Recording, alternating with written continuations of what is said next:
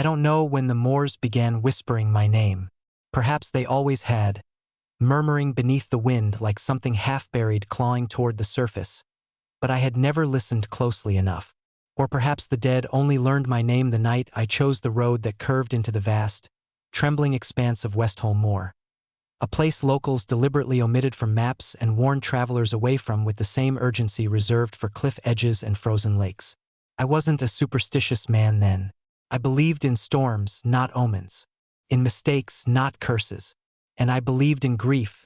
Too much of it, really, because grief had pushed me toward that forsaken land like a hand on my back. I was running. Maybe from my life, maybe toward something I couldn't name. But I remember the moment the road dissolved into peat and heather. My boots sank slightly into the damp earth. The air grew colder, heavier. A shiver rolled through me that had nothing to do with the temperature. The moors stretched endlessly under a roiling sky, bruised with twilight. Wind carried scents of wet grass, rot, and something faintly metallic, like old, dried blood. A mist hung low across the terrain in pale streaks, drifting like restless limbs. I should have turned back, but I kept walking. I told myself the stories were meant to keep tourists out, or to keep the curious from trampling protected land. That villages built on the edges of such emptiness invented legends, of wandering spirits, of fog that breathed, of souls lost and stolen, to make sense of how many had vanished in storms and shadows. Yet when the first whisper slithered across the air, brushing the back of my neck like a cold hand, I froze. Thomas? The sound was faint, carried on the wind, but unmistakable. My name. I spun around. No one stood behind me, only the endless expanse, dimming toward night. The quiet stretched long enough for my heartbeat to slow. Then the whisper came again, clearer this time. Closer. Thomas?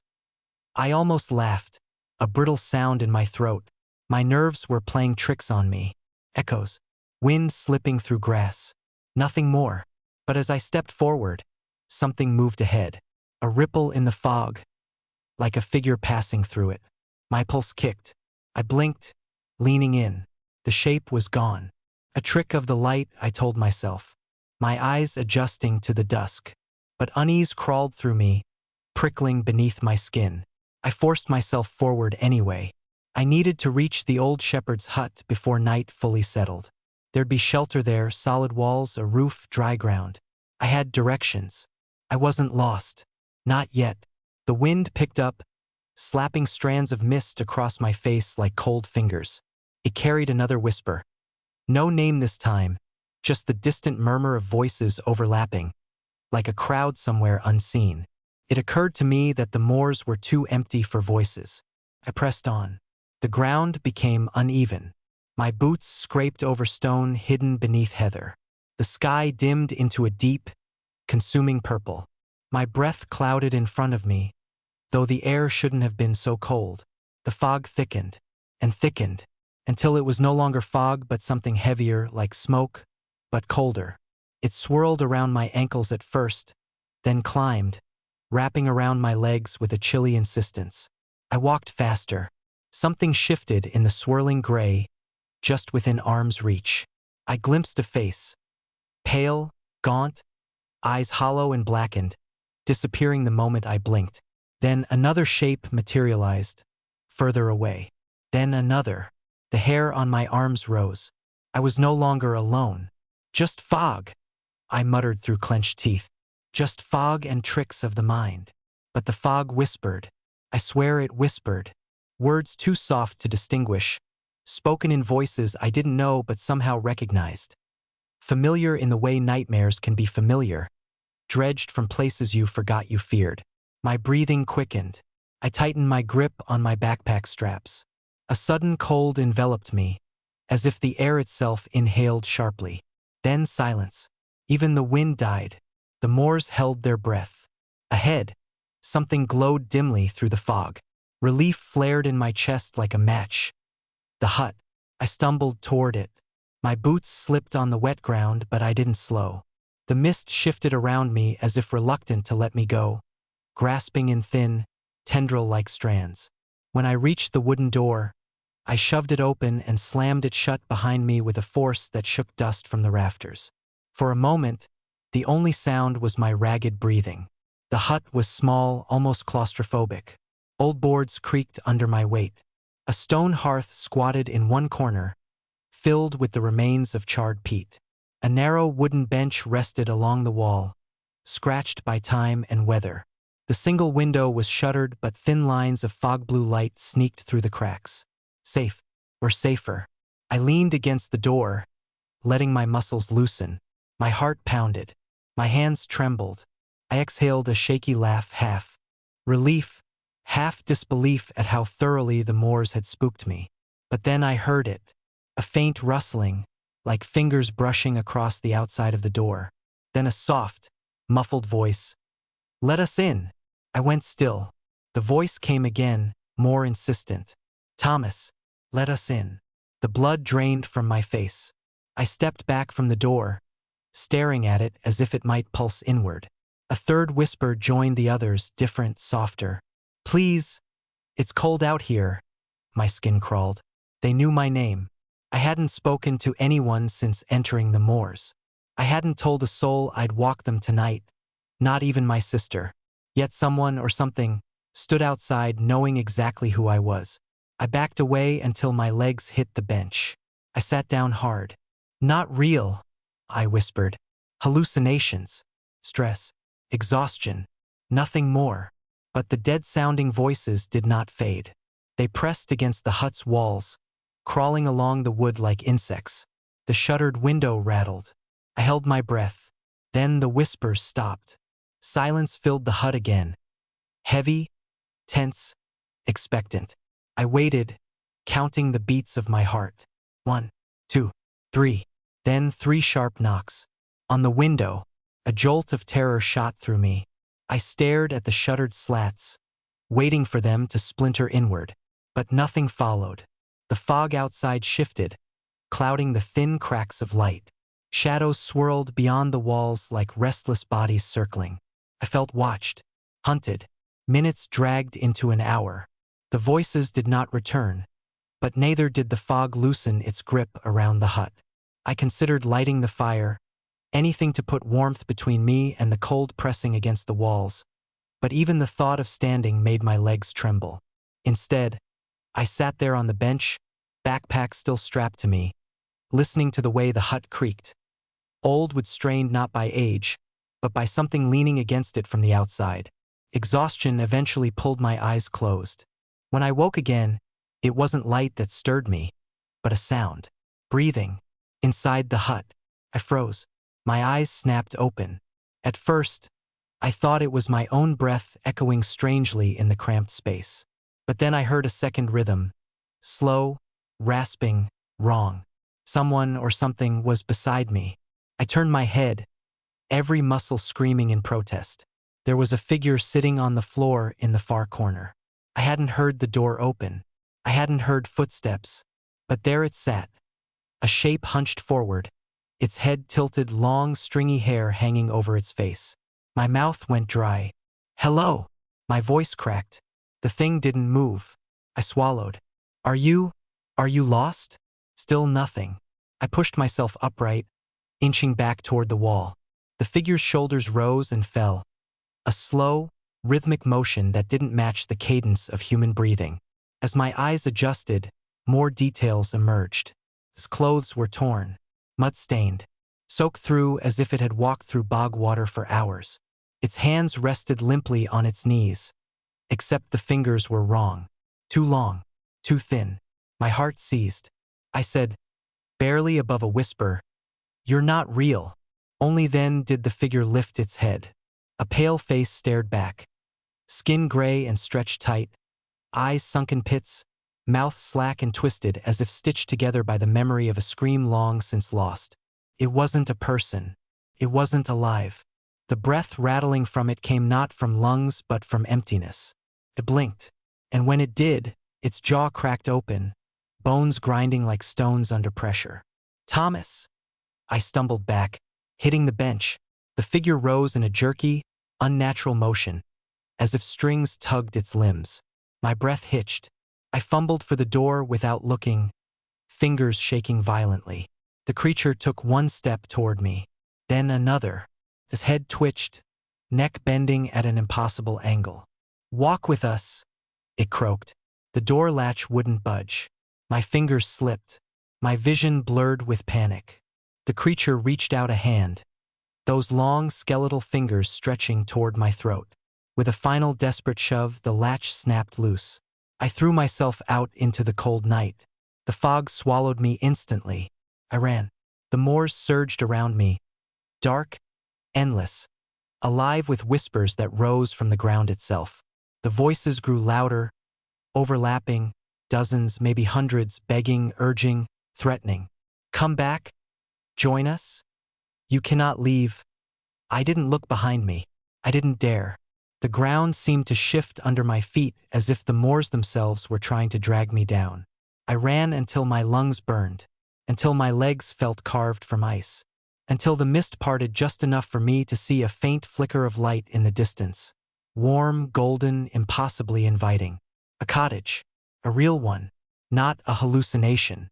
Not some half-rotted shelter. A place alive with human light. I sprinted toward it. As I neared, the fog recoiled slightly, as if something old and angry resisted the boundary of that light. A heavy weight lifted from my chest. My heartbeat slowed. I reached the wooden door and hammered on it with my fist. "Please," I gasped. "Please, someone open." The door swung inward. A woman stood there, lantern in hand. Her eyes widened as she took in my mud-covered clothes, trembling hands, wild expression. "You were on the moors," she said quietly. It wasn't a question. I nodded, breath shaking. Her face paled. "Get inside," she whispered. Quickly, I stepped in, but just before the door closed, the fog behind me shifted, and I saw shapes gathering at its edge, watching, waiting. The woman slammed the door shut. I collapsed to my knees on her wooden floor, gasping.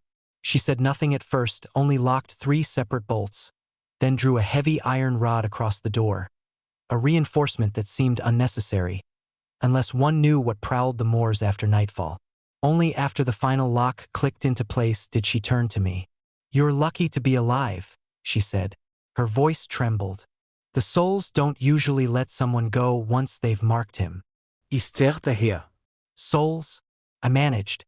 She nodded grimly. "The souls of the moors. The dead who walk the fog." Her lantern flickered. "And Thomas, if they followed you this far, then you're not safe. Not tonight. Not ever." The woman's words sank into me like stones into a dark pond, each syllable sending ripples of dread through my chest. I could barely form a response, my mind still grasping at the fog, the faces, the skeletal hands reaching for me. They were out there, I stammered, voice trembling. I saw one of them. It wanted me." She nodded, her eyes darkening with a grief I couldn't name. "They always do. They want you. But the moors don't take everyone. Not immediately. They wait. They test. And if they see fear, they exploit it." I swallowed hard. "Exploit how?" Her gaze flicked to the shuttered windows, as if the answer might slip through the cracks at any moment. "They pull your mind, twist your will, make you see things that aren't there, or perhaps things that are but shouldn't be. And eventually, if you cannot resist, you walk with them forever." I felt bile rise. Forever. She didn't answer right away. Instead, she moved toward a wooden cupboard and pulled out a small, rusted key. "It's why I live here. The village doesn't, because no one can protect themselves once the fog touches them. The hut on the moor, the stones, the circle of ash, it slows them. It doesn't stop them. And if they want you badly enough." She didn't finish the sentence, but the implication struck me like ice. I sat on the floor, my hands gripping my knees. "Why are you telling me this?" "Because," she said, her voice barely a whisper, "you have been marked by whatever walked behind you in the fog." A cold shiver crawled down my spine. I could still feel the weight of those empty eyes, the clawing fingers, the unnatural tilt of that face. I closed my eyes, trying to shake the image, but it lingered, as if it had imprinted itself on my mind. You need to understand something, she continued. The moors are alive in a way most people cannot comprehend. Every rock, every bog, every wisp of fog is a part of them.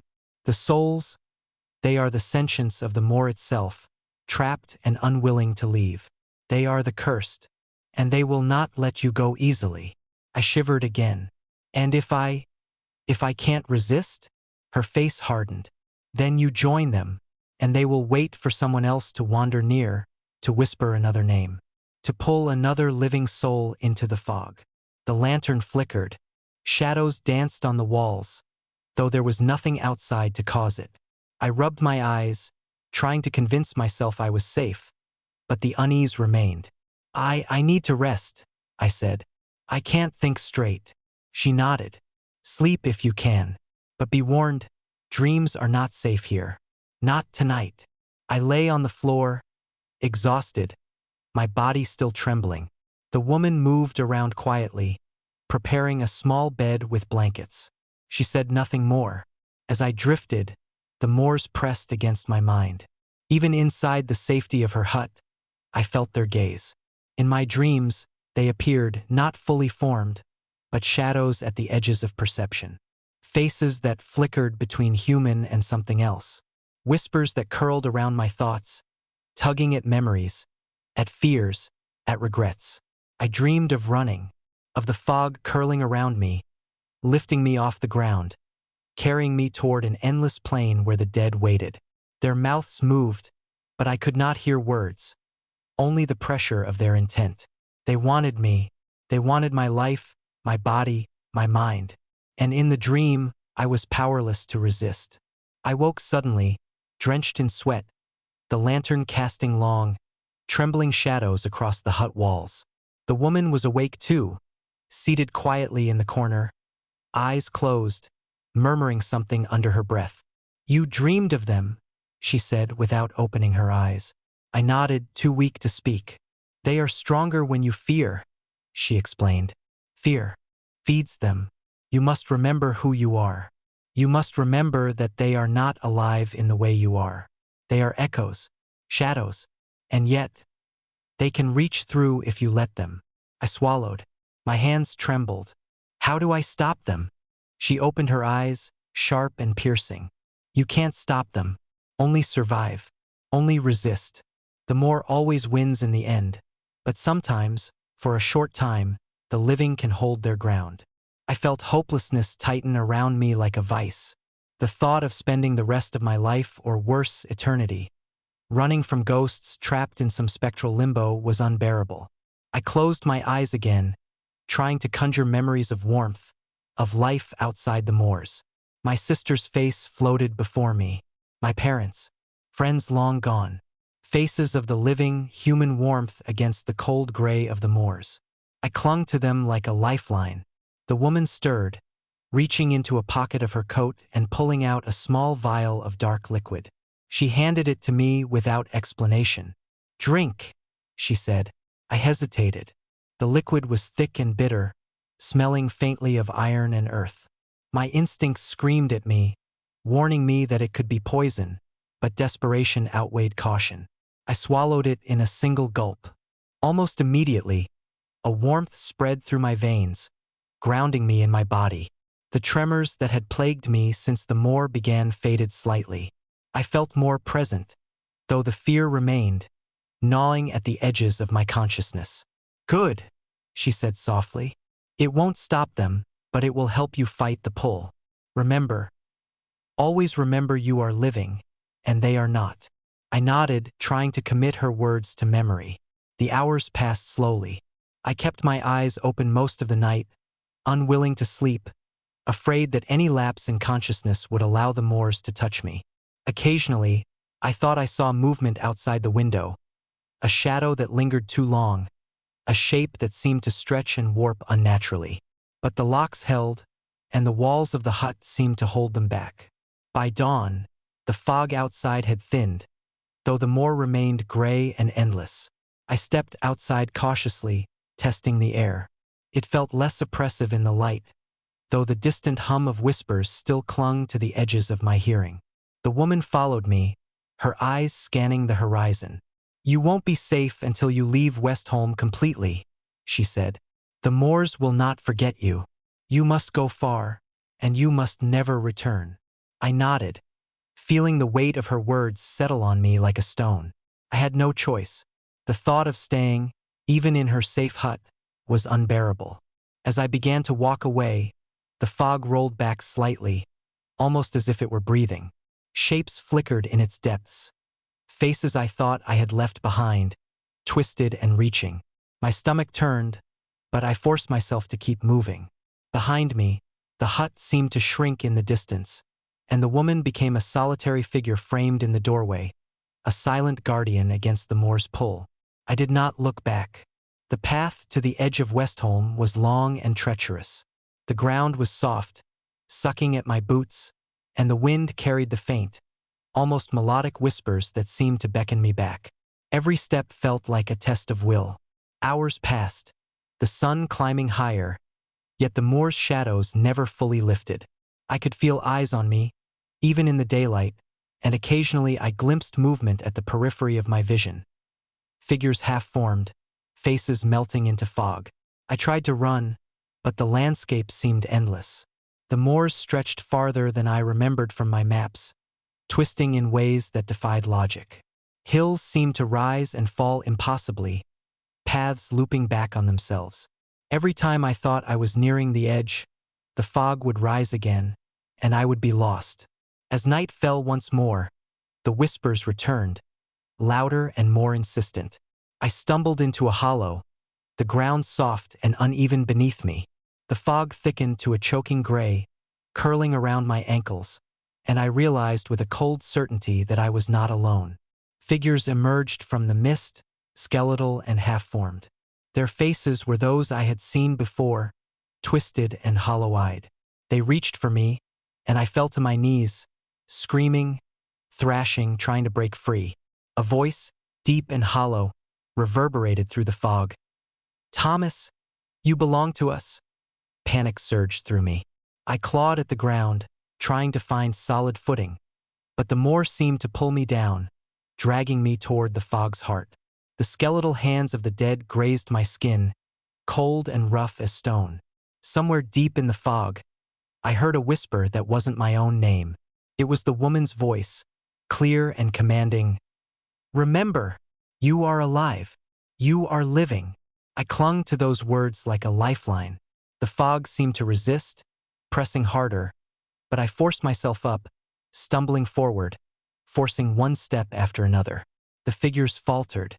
Their whispers became confused, less insistent, as if, "You can replace this text with any text you wish.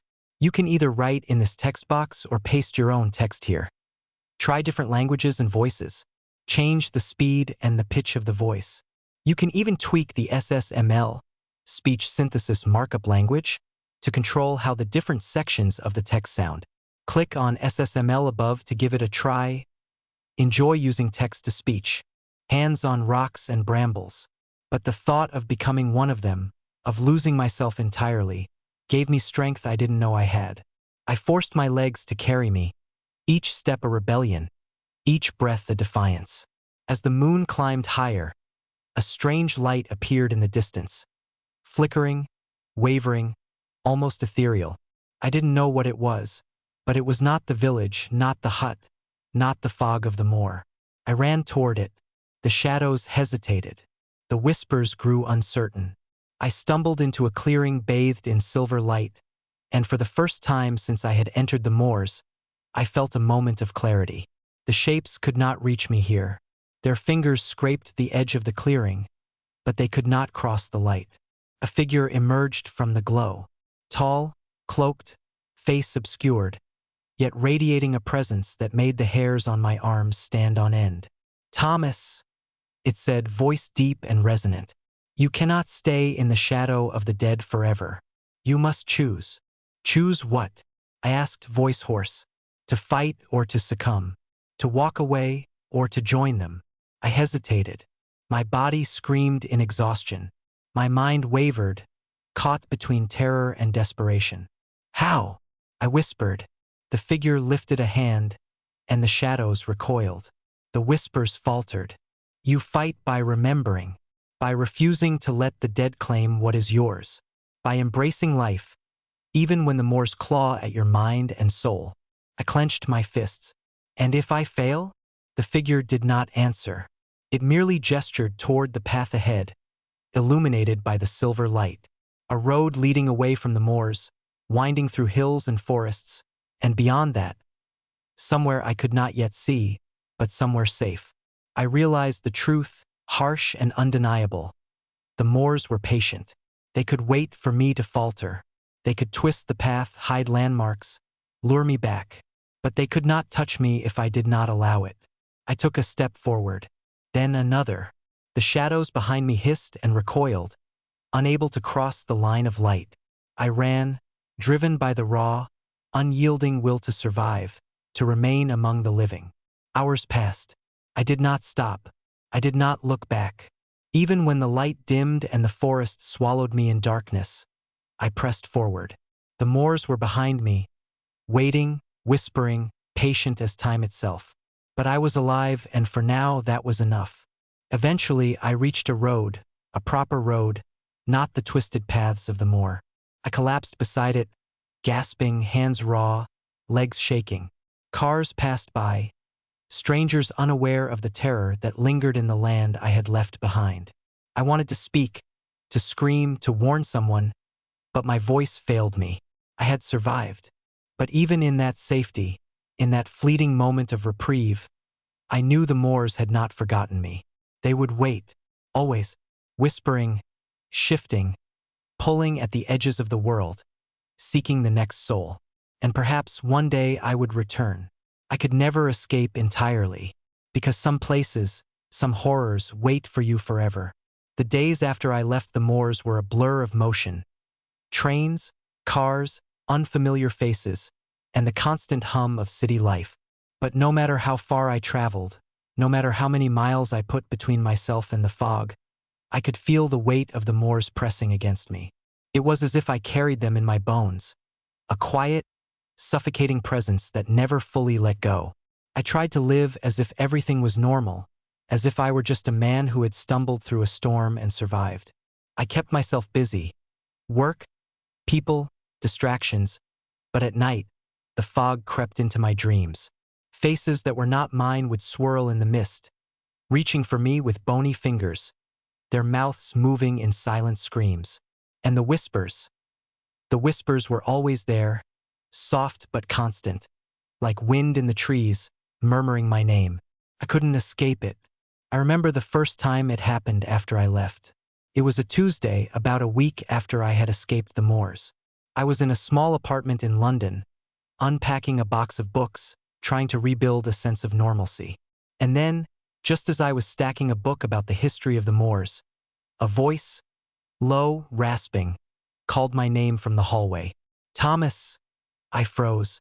The air seemed to shift, grow colder, and the fog I had left behind rose up around me, unseen but felt, wrapping its fingers around my chest. I dropped the book, my heart pounding in my throat. The room was empty. There was no one there. I stepped cautiously toward the door. No one. No movement. Just the quiet hum of the city outside. I exhaled, trying to calm my racing heart. It was just the wind, I told myself. Nothing more. But when I turned back toward the kitchen, the door to my bedroom stood ajar. I was certain I had closed it. "Don't go in there," the voice whispered again, louder now, this time from the room itself. I froze, hands still on the kitchen counter, my breath catching in my chest. Couldn't be real. Couldn't. I had left the moors. I was free. And yet I knew what it was. I knew what I had heard. I had heard the same voice in the fog, calling me from the darkness, from the dead. A sudden panic seized me, and I bolted toward the door, my feet slipping on the floor, heart in my throat. I flung the door open and rushed inside. The bedroom was empty, but the air was thick, as if something unseen filled the space, something not quite human. And on the floor, where the shadows gathered in the corners, there was something small, half buried beneath a pile of old clothes. Piece of paper. I knelt down, hands shaking, and picked it up. It was a crumpled, yellowed scrap of parchment, edges torn. It was familiar, too familiar. The same handwriting I had seen in my dreams. In the fog, sharp, angular, almost unnatural. You cannot escape. The Moors will always find you. We are coming. I felt the world tilt. The fog was here. It had followed me. The Moors had sent their warning. The paper crumbled in my hand as I squeezed it tightly, my breath coming in shallow gasps. And then, like a wave crashing into the shore, I heard the whispers again. Thomas? It was faint at first, but growing louder, clearer, like they were calling me from far away. The air around me grew heavier, thick with cold, and my skin prickled as if the fog itself were creeping back into my veins. I stumbled to the door, wrenching it open and stepping out into the hallway, but the building was silent. The normal hum of the city outside had vanished. I stood there, frozen, heart pounding in my chest, listening. The whispers were louder now, filling the hallway, thick with a presence I couldn't see. They surrounded me, pressing against my eardrums, repeating my name like a chant. And then, from somewhere far down the hall, I heard it, the sound of footsteps. Slow, deliberate, unmistakable.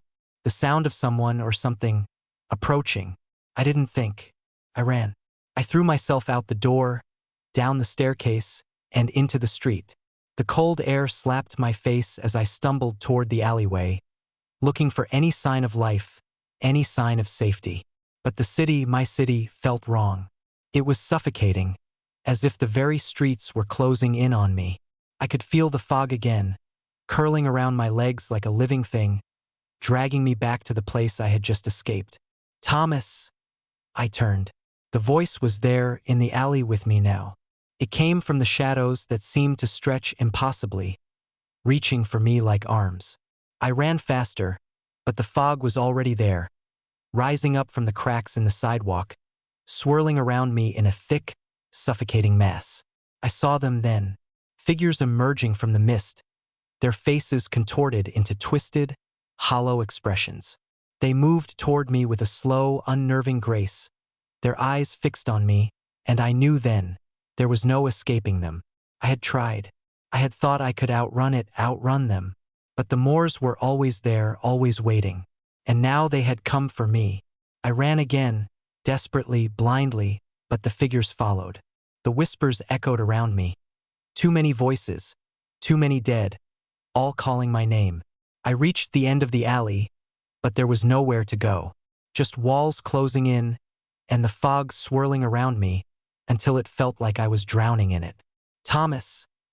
I spun, eyes wide, heart racing in panic. A figure stepped out of the mist, blocking my path. It was a woman, but not like the woman from the village. This one was younger, her face pale and gaunt, hair hanging in wet strands around her face. She stepped closer, and I could hear the sound of her breathing, slow, labored, like someone drowning. "You can't run from us," she whispered. Her voice was familiar, but I couldn't place it. "Please," I gasped, backing away, my pulse thunderous in my ears. "You belong to the Moors now," she said, her eyes dark, pupils dilated as if in hunger. "We are waiting for you." I wanted to scream. I wanted to run, but my legs were frozen, my body unable to move as the fog closed in on me, as the figures surrounded me, their hands reaching for me, pulling me into the dark. And then, as I felt the cold fingers brush my skin, I heard another voice, cutting through the noise of the dead. The woman's voice, the one who had warned me. "Thomas, wake up!" I blinked, disoriented, and found myself back in the small hut on the moors. The woman was standing before me, her face drawn tight with concern. "You're still here, in the moors. It's not too late, but you must fight. You must fight," I gasped, pulling myself up from the floor, gasping for air as if I had been drowning. "The city, no, it followed me. The Moors are coming for me." She nodded, her face grim.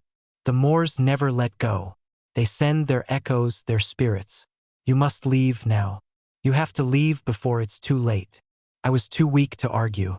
I could feel the cold creeping back into my veins, the fog, the figures, the dead closing in.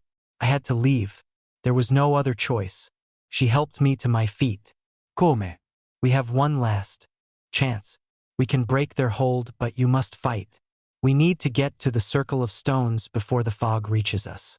It's our only hope. The moors stretched before me, endless, rolling, and alive with whispers. I had barely escaped them once, and now they were coming for me again. And I knew then I was running out of time.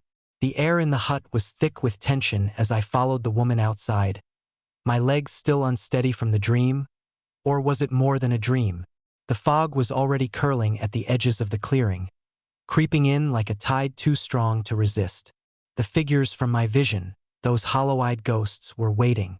I could feel them even if I couldn't see them clearly. They were here, their hunger trailing on the wind. "Stay close," the woman warned, her voice low and urgent. "Don't look back. Don't listen to them. Not this time. This time we break their hold on you." I nodded, but the words felt hollow, empty. How could I fight what had already claimed me? I had been marked, chosen, and now it seemed there was no escaping. The moors would drag me back, slowly, methodically, until there was nothing left of me but a shell. We moved through the fog, the ground soft beneath our feet. The woman led the way with purpose, her eyes scanning the mist as if she could see something I couldn't. I tried to keep up, but every step felt heavier, as if the fog itself was trying to weigh me down. The whispers had begun again, distant at first, but gradually growing louder, more insistent. I could hear them now, my name, over and over, calling from all directions. The voices of the dead, speaking in unison, a choir of lost souls desperate for a new body to inhabit. I shook my head, trying to block out their words. "Focus on me," the woman commanded. "Remember who you are. Remember your life, your body. The moors can only take what you give them." But even as she spoke, the figures began to form in the fog ahead of us. Shadows, stretching toward us with terrible intent. The air grew colder, and I felt a familiar presence behind me. Cold fingers brushed the back of my neck, and I turned, my heart racing in my chest. There, standing in the fog, was a figure I knew. It was the same woman who had first warned me, the one whose face had haunted me in my dreams. Her pale skin glowed in the mist, her hollow eyes fixed on me with a sad, knowing expression. "You cannot escape," she said, her voice soft but piercing. "You belong to the moors, Thomas. You always have." "No," I shouted, my voice hoarse. "I'm not one of you." But as I spoke, I felt a chill creeping into my bones, a sensation I recognized all too well. The fog was suffocating, pushing in from all sides, and the figures were closing in, their hands reaching for me, their faces contorted in hunger. "You are one of us," the woman repeated, her voice melding with the others, growing louder, echoing in my mind. "We will walk the moors together, forever." I felt the weight of their words pressing against me, and for a moment, I almost believed it, almost believed that I was lost. But then I remembered her, the woman in the hut. She had told me that I was still alive, that I could still fight. And though the fog had its grip on me, I wasn't dead yet. I am alive. I am living. I am not one of them.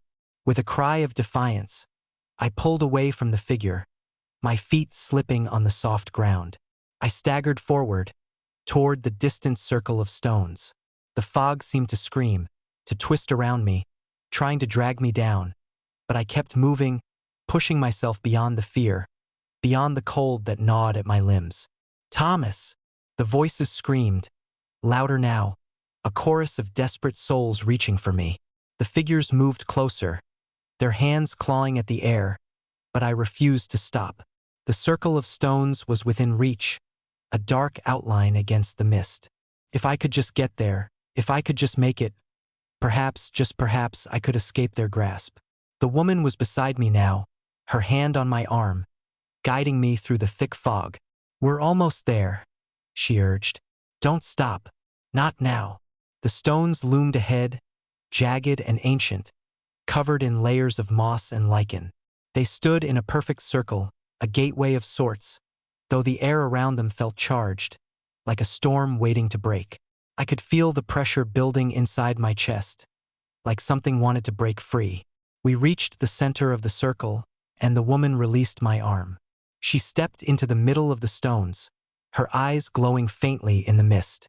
Stand still, she instructed, her voice steady, despite the rising chaos around us. I obeyed, but my body was trembling, my mind on the brink of collapse. The fog had closed in completely now, and the figures surrounded us, their presence suffocating.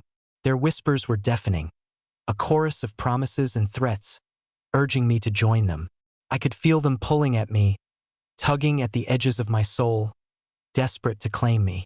The cold was unbearable, pressing in on me from all sides. I could hear their feet dragging in the fog, closer now. Fight it, Thomas. I closed my eyes and clenched my fists. The woman's words echoed in my mind, a final lifeline. I focused on them, on her, on the feeling of life, of blood running through my veins. I remembered the warmth of the sun on my skin, the touch of the living world, and the faces of my loved ones. I opened my eyes, and the fog shifted.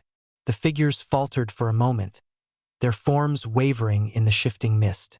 The woman stood tall now, her voice rising in a chant, her hands raised toward the sky. She was summoning something, some force I didn't understand. But I felt it, a shift in the air, the crackling tension of something ancient awakening. Fight, Thomas! I took a deep breath, and for the first time since I had entered the moors, I felt alive. The figures faltered, their presence shrinking, their forms twisting in pain as if the very essence of the moors was being ripped from them. The air vibrated with the intensity of the moment, and the fog seemed to recoil, as if the moors themselves were afraid. The woman's chant grew louder, her voice reverberating in the air, and the circle of stones began to glow, faint lines of light tracing their edges. The ground beneath my feet trembled, and I felt the force of the moors pushing back, fighting, clawing at my mind. I could feel their fingers, cold and wet, scraping at my thoughts, pulling at my soul. But I resisted, pushing back against the coldness, against the dead weight of the moors. I am alive. I am living. I will not be one of you. And then, with a final surge of energy, the woman raised her hands high, and the stones pulsed with light. The fog shrieked, a sound so agonizing it made my skin crawl, and then, suddenly, it was gone. The figures vanished. The whispers faded. The moors had been forced back. For now, I collapsed to my knees, gasping for breath, my chest heaving. The woman stood over me, her expression grim but satisfied. It's not over, she said quietly. But you've broken their hold, for now. The moors will always return, Thomas. They will wait, and when they do, they will try again. But this circle, this place, it can protect you. For a time, I struggled to my feet, my body exhausted, my mind racing. What now? She looked at me, her eyes filled with something I couldn't read. Fear, perhaps, or resignation. Now you leave. You cannot stay here. The moors are always watching. But remember this, you are not dead. And as long as you fight, they cannot take you completely. I nodded, though the weight of her words hung heavy on my chest. I wasn't free. Not yet.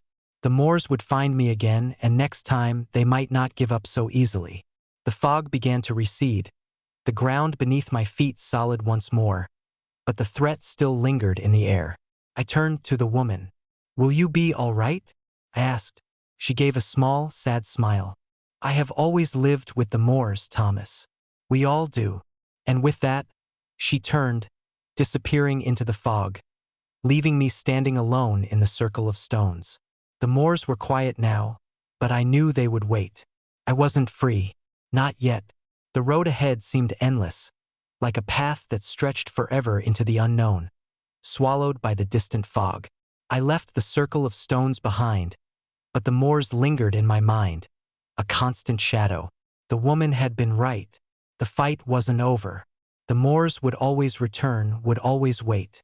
They would be patient. And when they did come for me again, I wouldn't have the safety of the stones or the woman to protect me. I walked through the fog, my boots sinking into the soft earth with each step, my thoughts drifting back to that moment, that night when I had stood with the woman in the circle. When the Moors had retreated just for a while, but I knew they hadn't truly let me go. They were out there, hidden in the mist, watching, waiting for me to falter. I had barely made it through once, and I wasn't sure I could do it again. I walked on, my eyes darting between the swirling fog and the shadowy shapes that danced just outside the edges of my vision. Figures, faces, no, they were just illusions, just the tricks of the Moors. But I couldn't stop myself from looking, couldn't stop myself from listening for the whisper of footsteps in the fog, the breath of something too close, too real. The Moors had a way of wearing you down, slowly, imperceptibly, until you weren't sure what was real anymore. I couldn't escape them. Not truly. Not now. Hours passed. Or perhaps it was days. Time had a way of warping here. I didn't know where I was going anymore. The path was gone, replaced by a labyrinth of shifting, broken roads, and the fog that clung to me like a second skin, that filled my lungs and burned my throat. I couldn't hear the whispers anymore, but I knew they were still there. I could feel them just beneath the surface of my thoughts, a murmur in the back of my mind, a presence that waited for me to lose my way. I couldn't afford to falter, couldn't. And yet, as I stumbled over a rock hidden beneath the fog, my foot twisted, and I collapsed to the ground. Pain shot through my ankle, and I gasped, clutching at the dirt. For a moment, all I could hear was the blood rushing in my ears. But when the fog cleared for a heartbeat, I saw them. Figures. More of them than I could count. Their faces were gaunt, skeletal, hollowed out in that way that the dead had. They stood in a line just a few yards ahead of me, watching me with eyes that burned through the mist. They were waiting. I scrambled back, pushing myself to my feet, but the fog swirled, thickening around me, pressing in. The dead began to step toward me, their movements slow, deliberate, their faces twisted with hunger. The whispers came again, soft at first, then louder, more urgent. "Come to us, Thomas. You cannot escape. You are ours." I could feel my heart pounding, the blood roaring in my ears. I had to move. I had to run. But my ankles screamed in protest, my legs trembling beneath me. "You are already ours." One of them whispered, its voice hollow, like the rustle of dead leaves. The others followed, their voices blending into a terrible chorus, a chant. "You belong here, forever. You cannot outrun the Moors." I staggered back, but they closed the distance, circling around me like wolves stalking prey. Their eyes bored into me, vacant and empty. I could see the shadow of my own fear reflected in their hollow gazes. I tried to move, tried to run again, but the ground beneath me shifted, as if it had come alive, as if it were part of them. My feet sunk into the soft, wet earth, and I was trapped. "We are the fog. We are the Moors. We will claim you, Thomas." I tried to fight. I screamed, but my voice seemed to vanish in the heavy fog. My breath came in ragged gasps as I pulled at my legs, trying to free them from the ground that seemed to cling to me. The figures were closer now, their hands reaching for me, cold and jagged like broken bones. Couldn't breathe. The fog was suffocating me.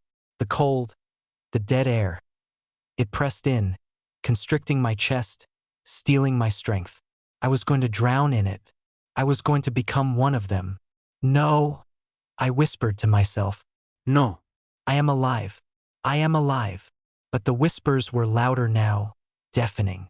The figures reached for me, and I felt their cold hands brush my skin. Their voices were inside my head, scraping at my thoughts. They wanted to pull me into the fog, to claim my body, my soul, to make me one of them. I was one of them. They were inside me, in my bones, in my mind. I didn't know how much longer I could hold on. The fog twisted, darkened. I could hear them breathing. They were real, weren't they? They had to be. They were here in the fog, reaching for me, pulling me in. And then, from somewhere in the distance, I heard it. A voice, faint but clear. Thomas. It was her. The woman from the hut. I didn't know how I knew, but I did. Her voice was the only thing that still had power over me. Her words pierced the fog like a blade. I didn't know how she was here. I didn't know if she was real. But I had no choice. I had to trust her. I gathered what little strength I had left, my hands trembling as I reached out into the fog, searching for the voice, searching for her. Thomas. The fog parted just enough for me to see her. The woman, standing at the edge of the mist, her face grave, but resolute. The fog seemed to recede from around her, like it feared her presence. Come, she said, her voice strong and certain. Come to me. You can escape. Without thinking, I pushed myself forward, my legs trembling beneath me, my breath shallow, as I reached toward her, desperate for the light she brought. The figures in the fog screeched, their hands outstretched, but they couldn't cross the line she had drawn. The air was shifting, bending around her, and with every step I took, the fog seemed to retreat. I was almost there, just a few more steps, but as I reached out for her, a shadow loomed behind her. It was massive, unnatural, a dark shape that grew out of the fog, blocking my path. It had no face, only a dark, empty void where its eyes should have been. And then, a voice not from the fog, but from the creature itself. You cannot escape, it said, its voice deep and hollow, like the Moors themselves speaking. You belong to us, forever. The woman's eyes widened, her body tensing, but she stood firm. She didn't flinch, didn't back away. You do not control him, she said, her voice rising with a quiet authority. He is not yours. The shadow reached for me, its limbs long and twisted, stretching toward me like tendrils of darkness. I could feel its presence, suffocating and cold, closing in around me. It was too much. It was too strong. But the woman didn't waver. She raised her arms, and the ground beneath us trembled. The stones, the very earth itself, began to hum with a strange energy vibrating with power. Leave him alone, she shouted, her voice carrying over the fog. The creature hissed, its form writhing in agony, as if it had been struck by an invisible force. It shrieked, and the fog recoiled, pulling away from us as if it feared her. The ground shifted beneath me, solidifying, pushing back against the weight of the creature. I could see the light now, the real light, the warmth of life. The fog was still there, but the darkness was receding. And with a final scream, the shadow retreated, vanishing into the mist. The fog cracked, shuddered, and began to pull back. The grip of the Moors loosened, and I found myself standing in the clearing, my body trembling, but free. The woman was beside me again, her eyes soft with a strange mixture of relief and sorrow. You have won this time, she said quietly. But the Moors will always wait. You can never truly escape them. You are marked now, Thomas. But at least for now. She looked at me, a small, sad smile on her face. You are alive. I nodded, though the weight of her words sank into me like a stone. I knew what she meant. I would always carry the Moors with me. They would always be there, just at the edge of my mind, waiting for the moment I faltered. But for now I was alive, and that would have to be enough. I don't know how long I stood there, just breathing in the cool air, feeling the weight of the fog lift off my shoulders. The woman, the one who had saved me, didn't speak for a long time. Her face was unreadable, her eyes distant, as if she were lost in a thought that stretched far beyond this place, beyond the Moors, beyond the boundaries of time itself. We were no longer in the circle of stones. The fog had receded, the mist that had once felt like an impenetrable wall now barely clinging to the edges of the land. The Moors, however, still pulsed with an ancient, relentless power, always watching, always waiting. Even though the weight of the shadows had lifted, I knew the fog would never truly leave me.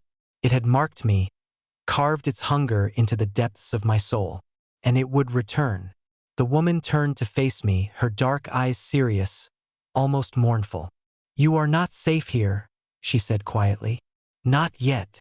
The words sent a fresh wave of dread washing over me. What do you mean?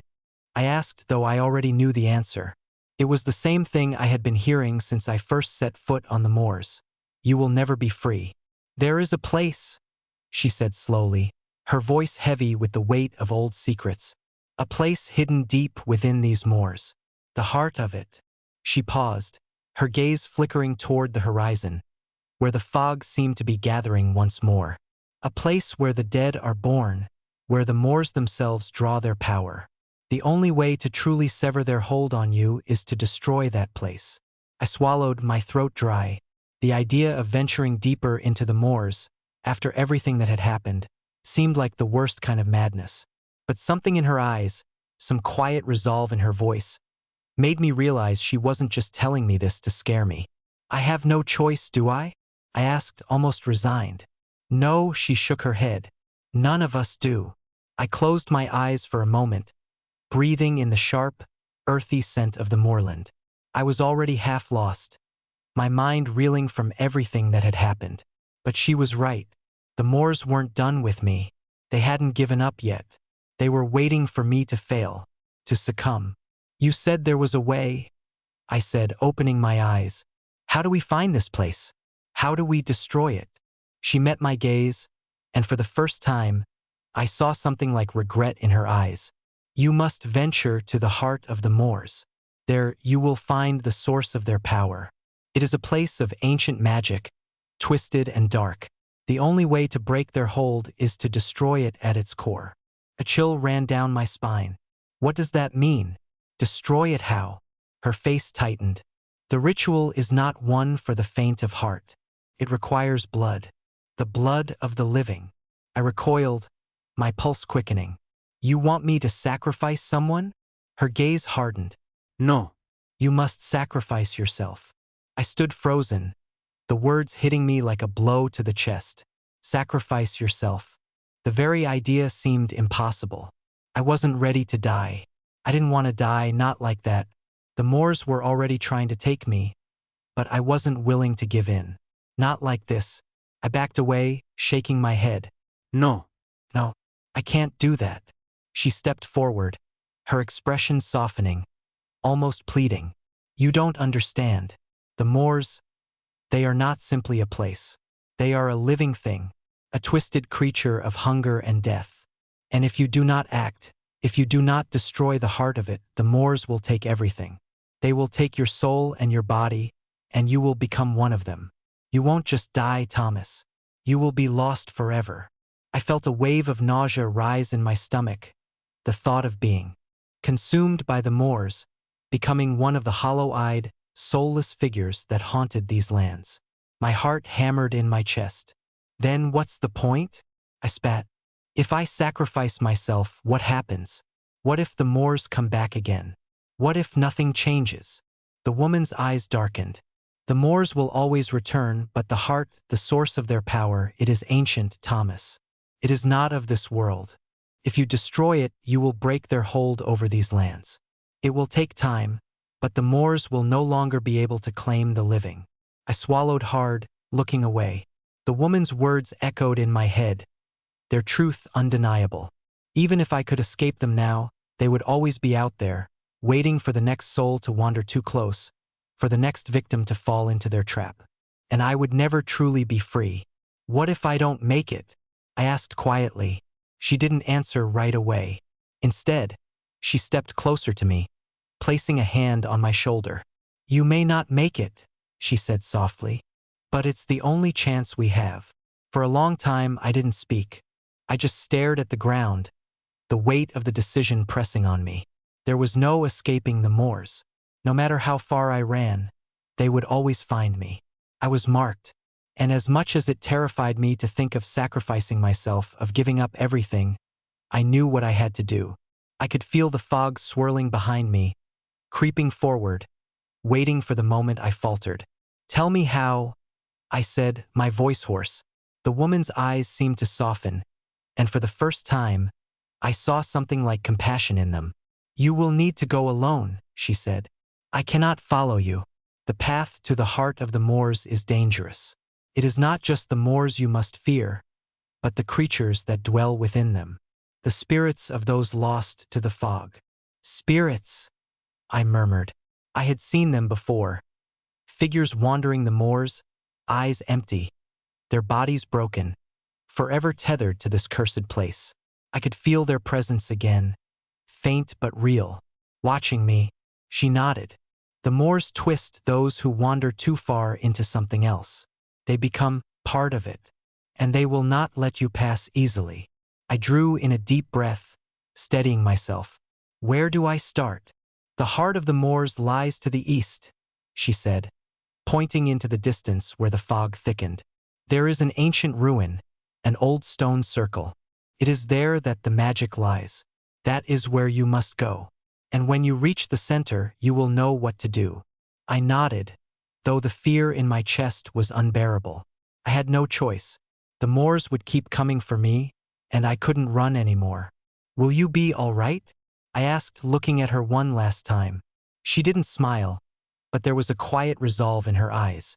I will be, but you must act, Thomas. You must do this for all of us, for everyone the moors have taken. I turned away, taking the first step toward the fog, knowing there was no turning back. The weight of the world pressed on me, but as I walked, I found my mind quieting, focusing on the path ahead. I didn't know what awaited me in the heart of the moors, or if I would even make it there. But I knew one thing. If I didn't try, if I didn't face the darkness head-on, the moors would take me, and everyone else, forever. As I walked, I could feel the fog closing in around me, the whispers rising once more. They were coming for me again, but this time I wasn't running. The fog grew thicker as I pressed forward, every step feeling heavier than the last. The path ahead was a blur, an indistinct stretch of earth and mist that seemed to curve inward, swallowing everything in its grasp. The air was thick with the smell of damp earth, and the distant cries of birds were the only sound that broke the suffocating silence. The moors were alive. I could feel it. The very ground beneath me seemed to shift with every breath, as if the land itself were watching, waiting for something. I didn't know how far I had walked. Time didn't exist here, not in the way it did in the world I had left behind. The moors twisted reality, bending time and space until the line between past and present was indistinguishable. Every step felt like a new beginning, and yet the fear, the weight of the unknown, clung to me like a second skin. The whispers were louder now, slithering beneath my thoughts, threading their way through my mind like an insidious poison. Come to us, they said, their voices low and sweet. You belong here, Thomas. Come home. I shook my head, forcing my feet forward. The woman's words echoed in my ears. You must do this. You must face the heart of the moors. The path grew steeper as I moved deeper into the fog. I could barely see a few feet in front of me, the mist thickening until it felt as though the world had narrowed down to just me and the fog. The air grew colder, the chill seeping into my bones, until every breath felt like ice. And then I saw it, a faint glimmer in the distance, like a shadow but different, not a figure but a shape standing still against the haze. I hesitated for a moment, unsure if it was real, or if the moors were playing tricks on my mind. But it called to me, beckoning with an eerie sense of familiarity. The ruin. It was exactly as the woman had described it. A circle of weathered stones, ancient and broken, standing in the center of the moor. The stones were tall, their edges worn smooth by the passage of time, and in the midst of them was a dark, gaping pit, empty, yet full of a strange, suffocating energy. I approached slowly, every instinct telling me to turn back, to run. But I couldn't. I had come too far. The air around the stones hummed, a low vibration that seemed to ripple through the ground. The fog twisted around them, as if reluctant to approach. I could feel something pressing against my chest, a weight too heavy to bear, but I pushed forward, forcing myself to the center of the circle. The stones were arranged in a perfect ring, and the pit at the center felt alive. It wasn't a void.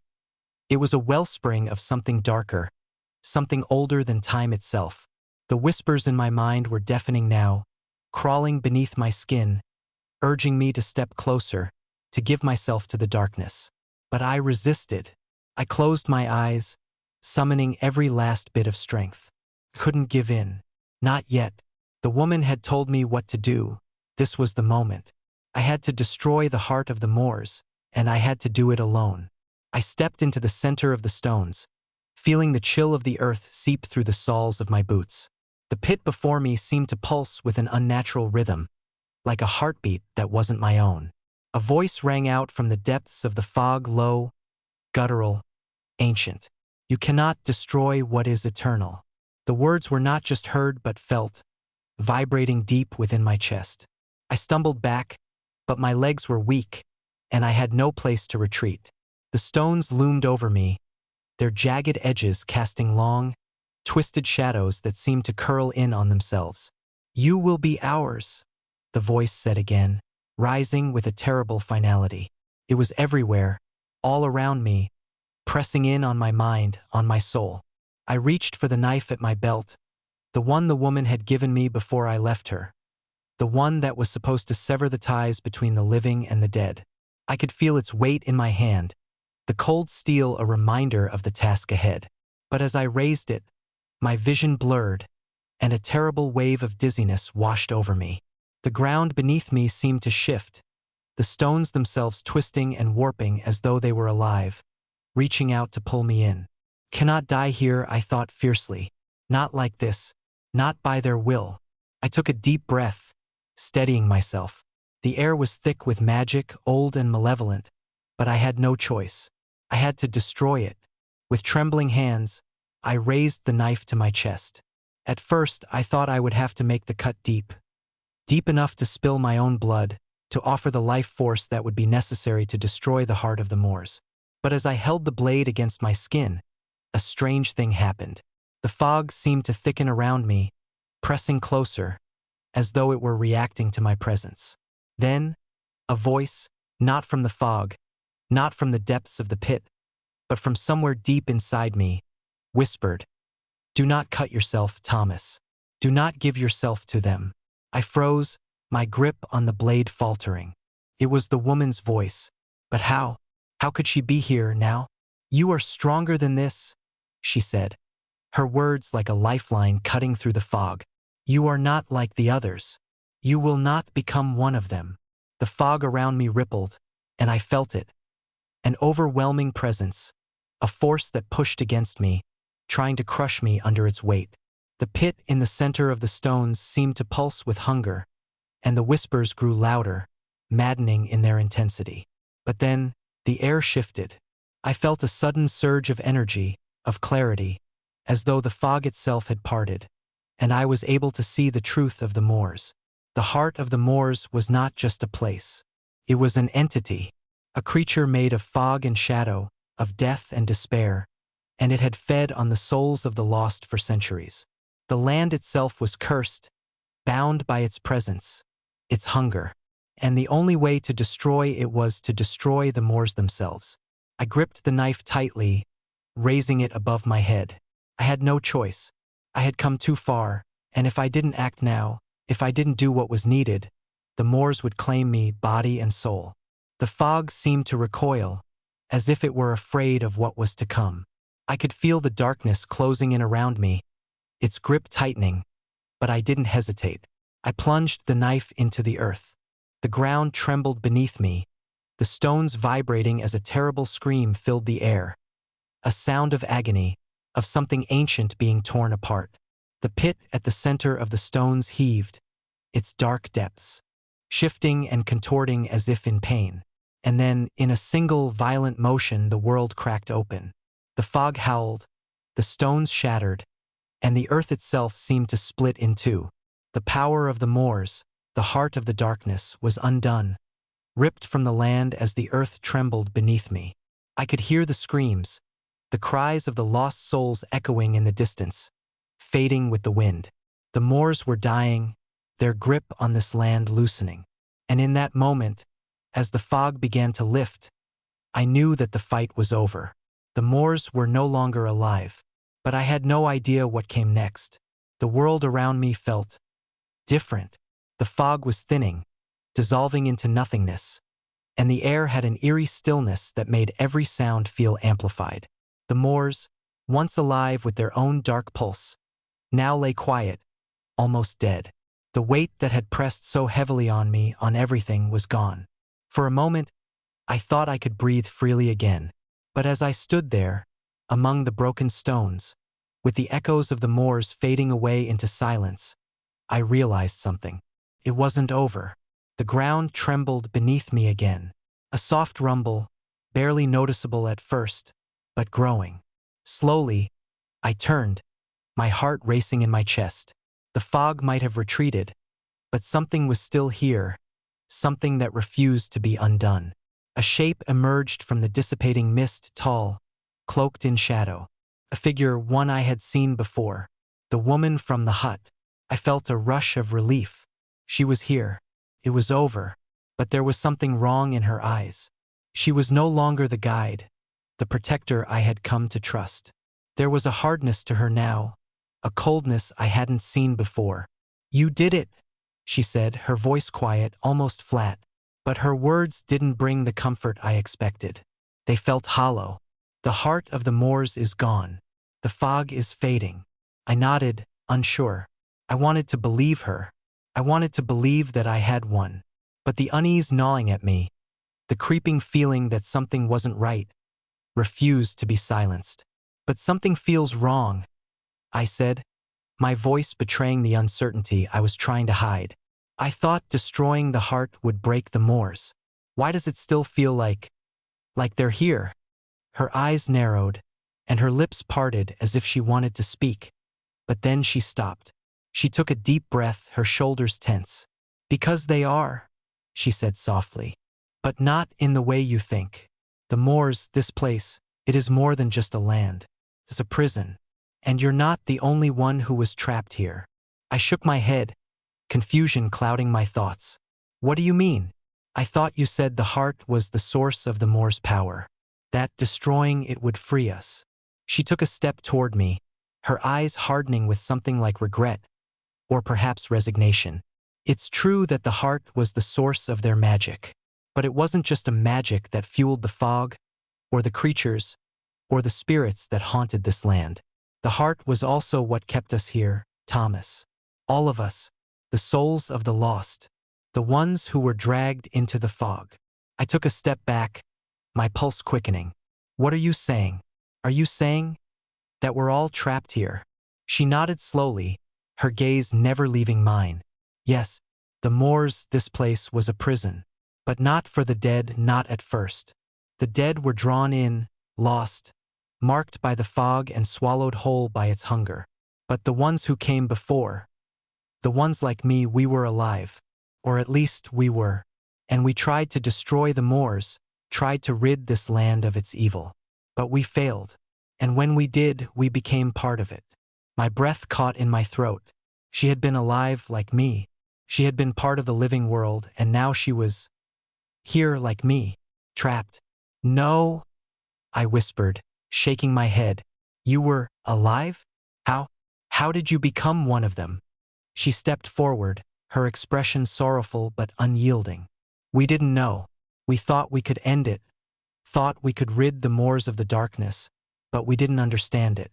The heart, the thing that was at the center of the fog, it wasn't just a source of power. It was a conduit. It bound us all together, alive and dead." Her eyes locked onto mine, the weight of her words pressing down on me. "And now you've destroyed it. You've broken it, Thomas." I felt my heart sink, the dread creeping back in. I thought I had freed myself. I thought the heart's destruction would sever the moor's grip on me, on the land, on the people who had been lost to it. But what if I hadn't destroyed it?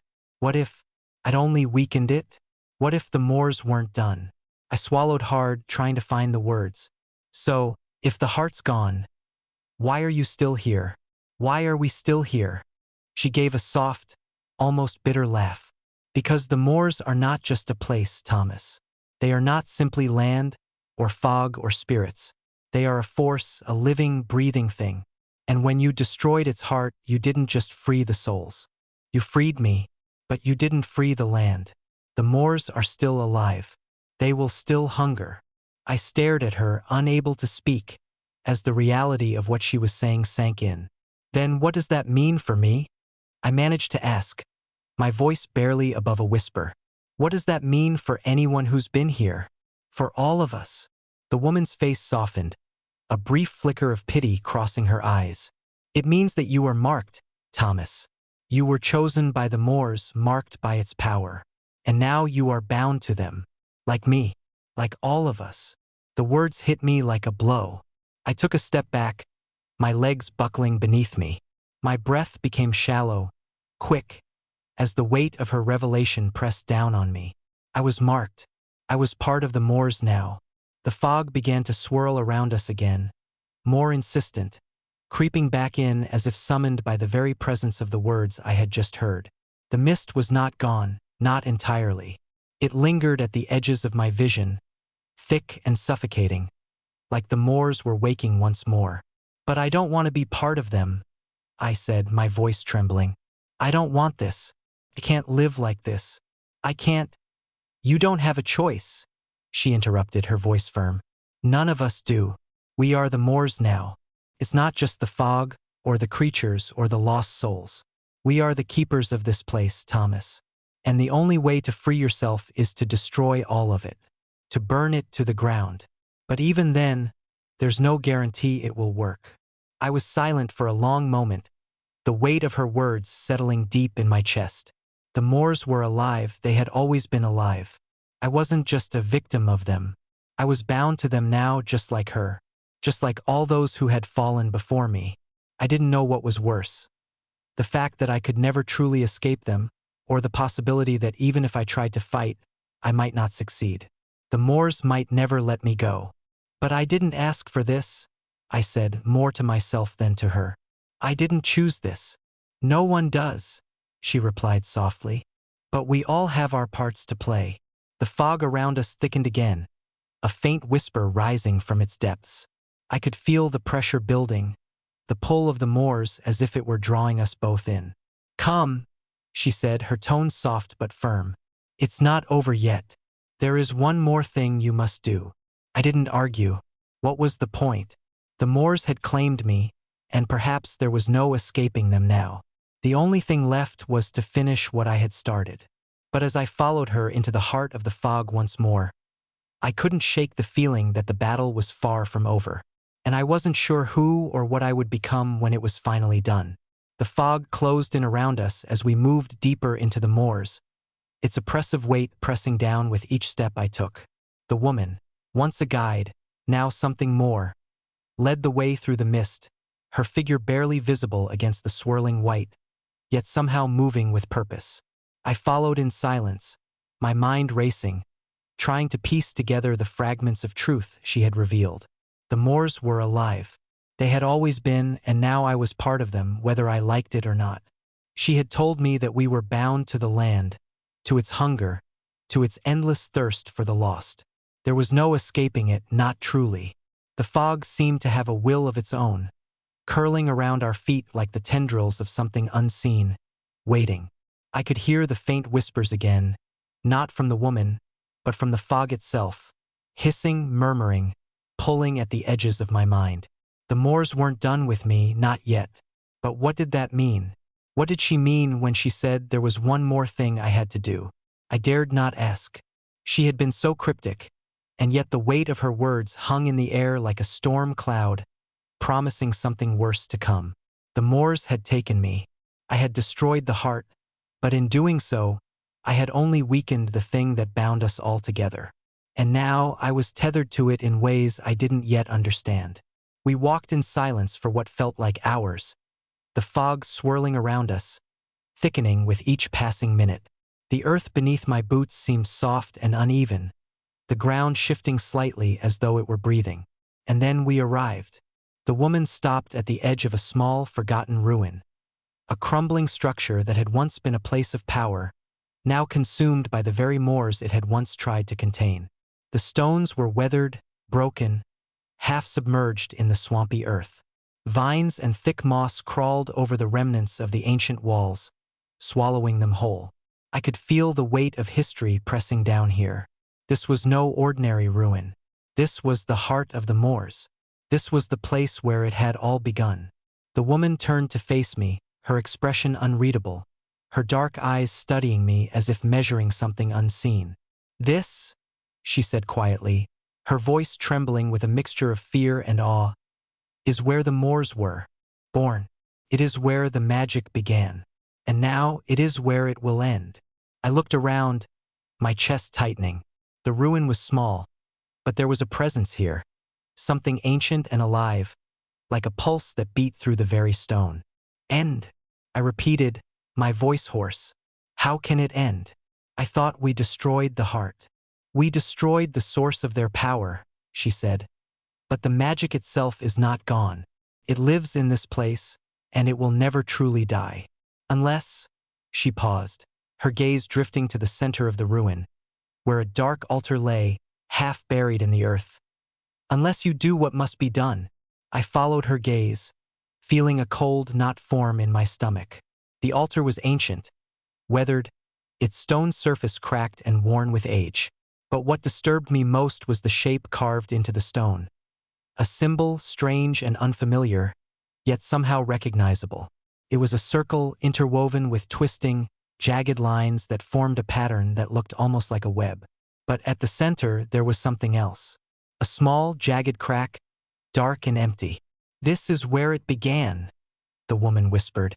"This altar is the source of the moor's magic. It was here that the first of us came, drawn by the fog, by the promise of power. And when we tried to destroy it, to rid the land of the curse, the moors consumed us instead." Consumed us. The realization hit me with the force of a blow. This was the place, the heart of it all. And the sacrifice, it wasn't just about destroying the fog. It was about us, the living who came here trying to end it. Her eyes were haunted, distant. "Yes, we thought we could break it, Thomas. But we were wrong.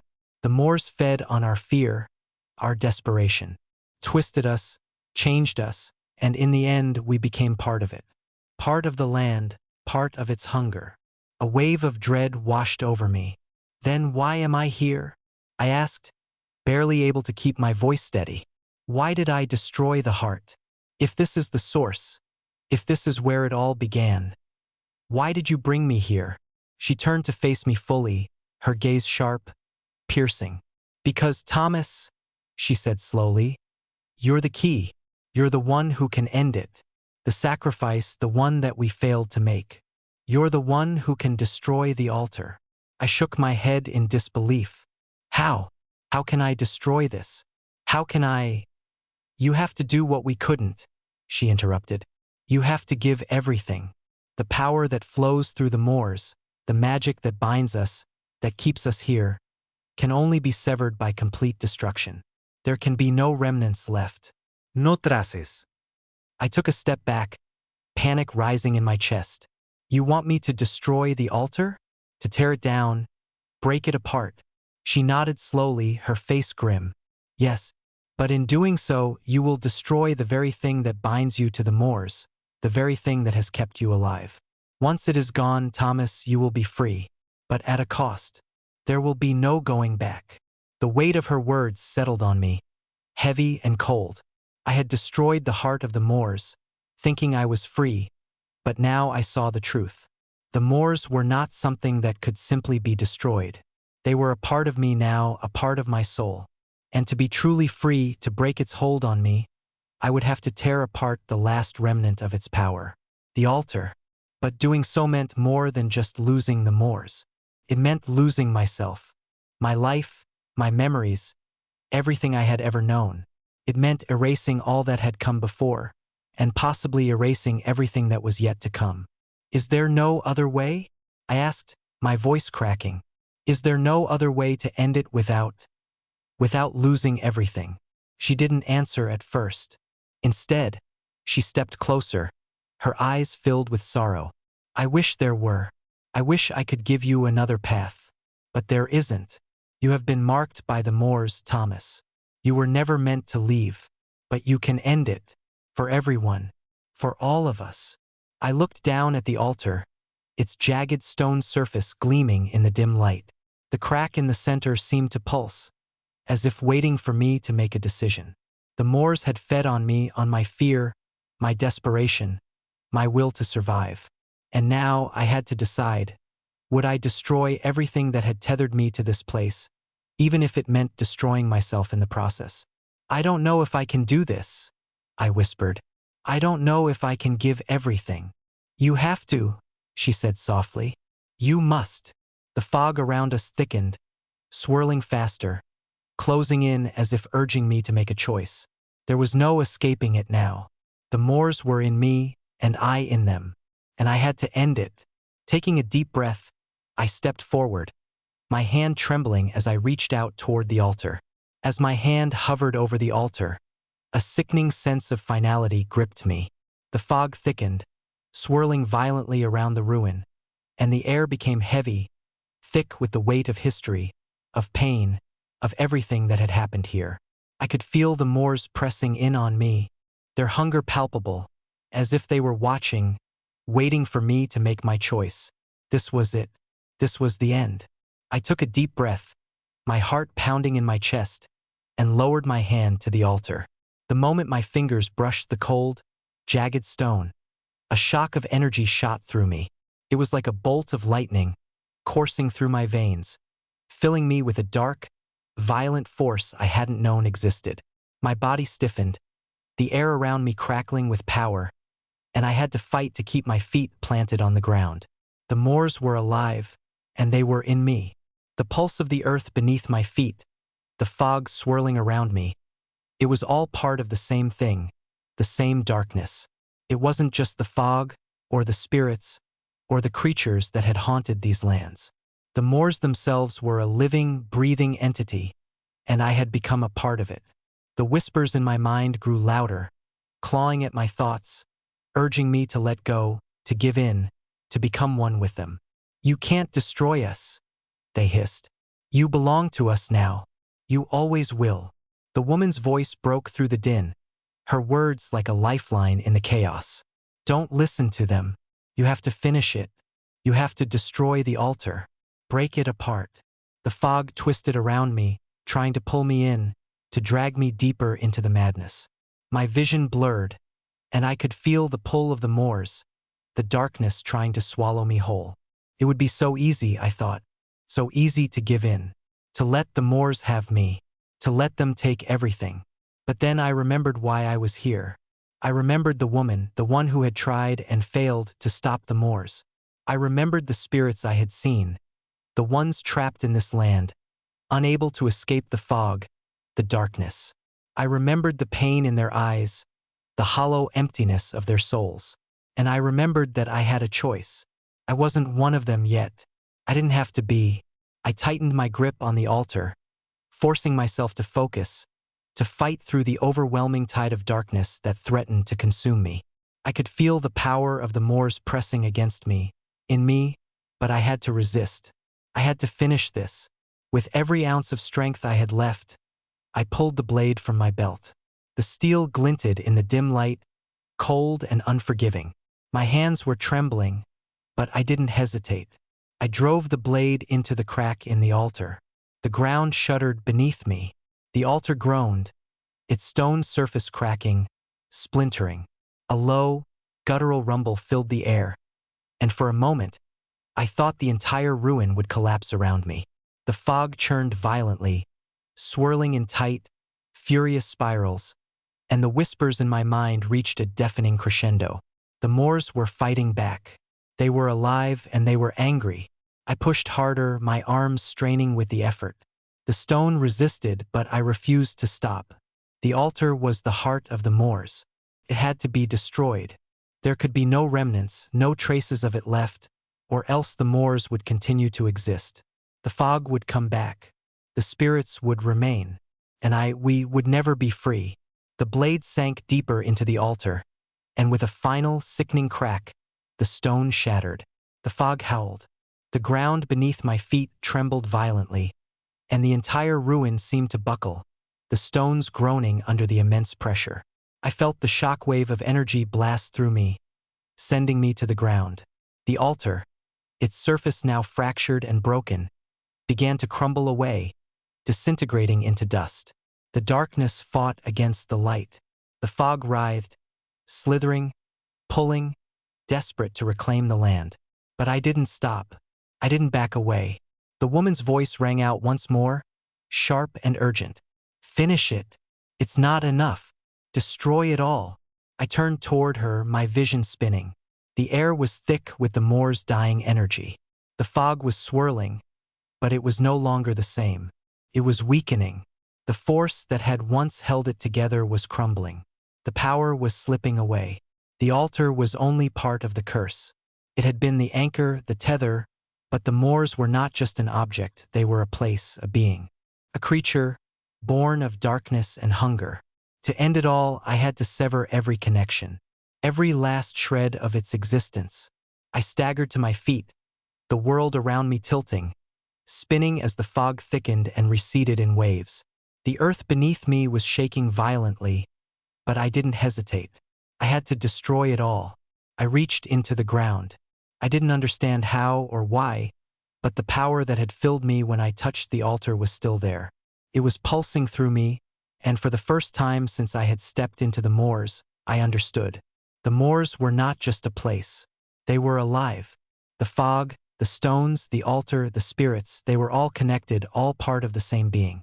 With a cry of desperation, I plunged my hands into the earth, pushing deeper into the moor's dark core, feeling the cold, the hunger, the unrelenting pull of the land's magic. It was everywhere.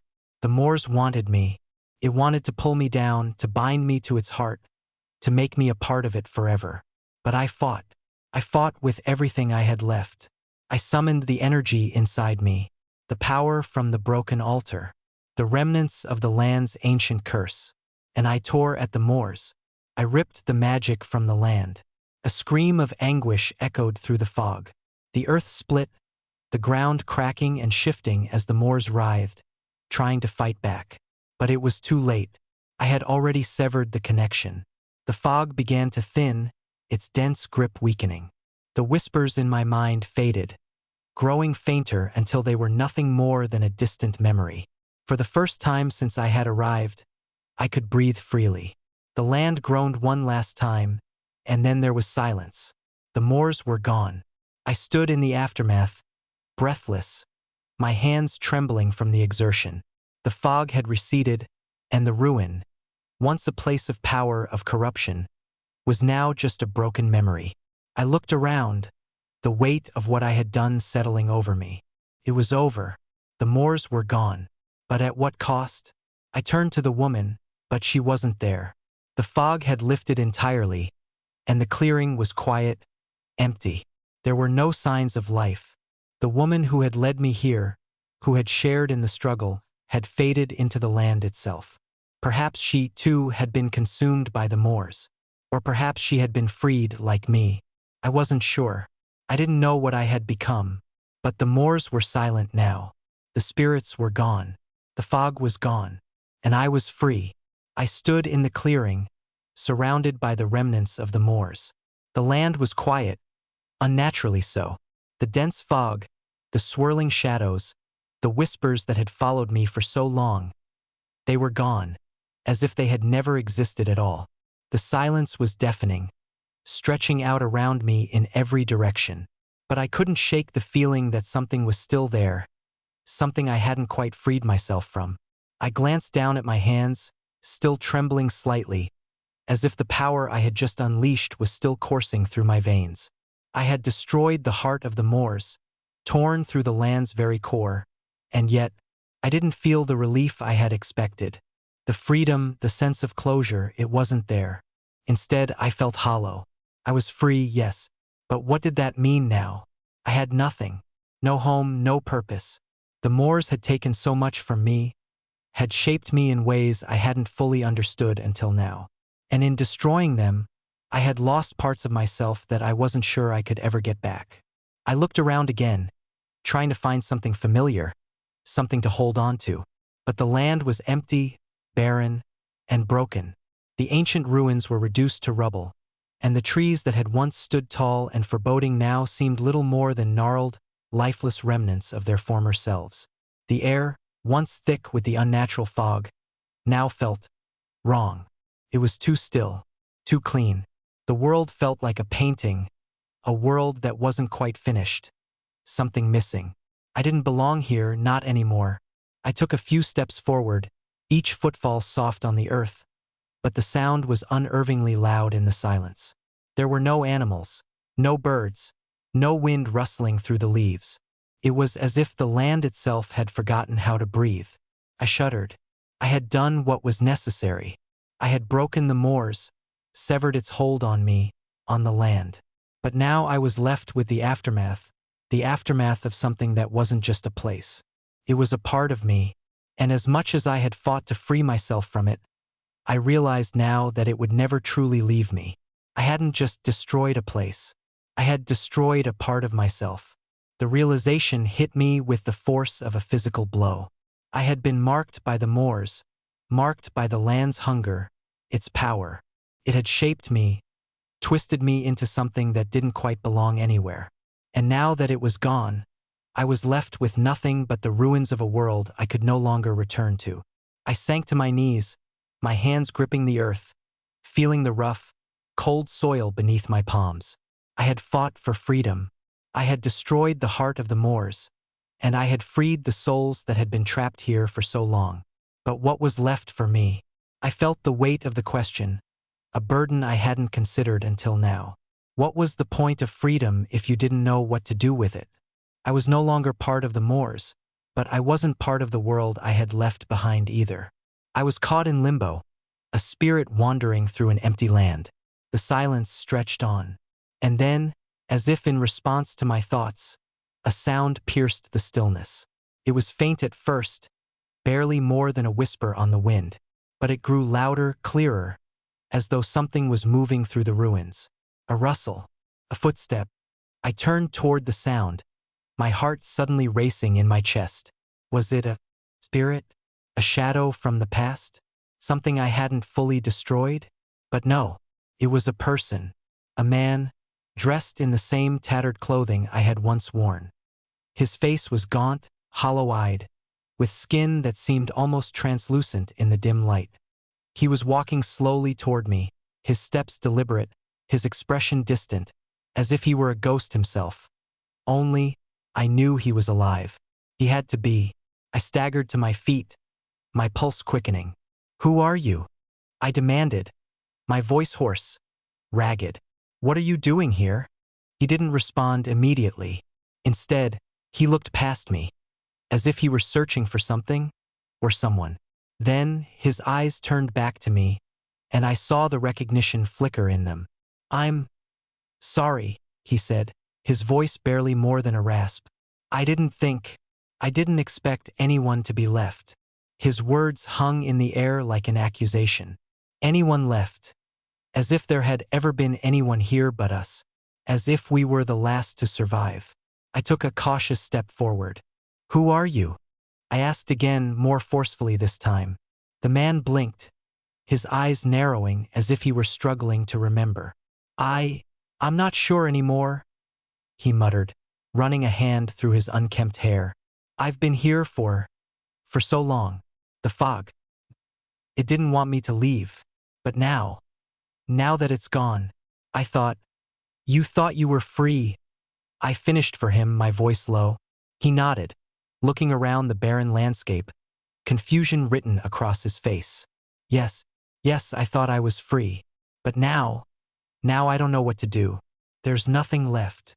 I understood then, in a way that made my stomach twist. I wasn't the only one. The Moors had taken him too. I stepped closer, my eyes narrowing. "You don't remember, do you?"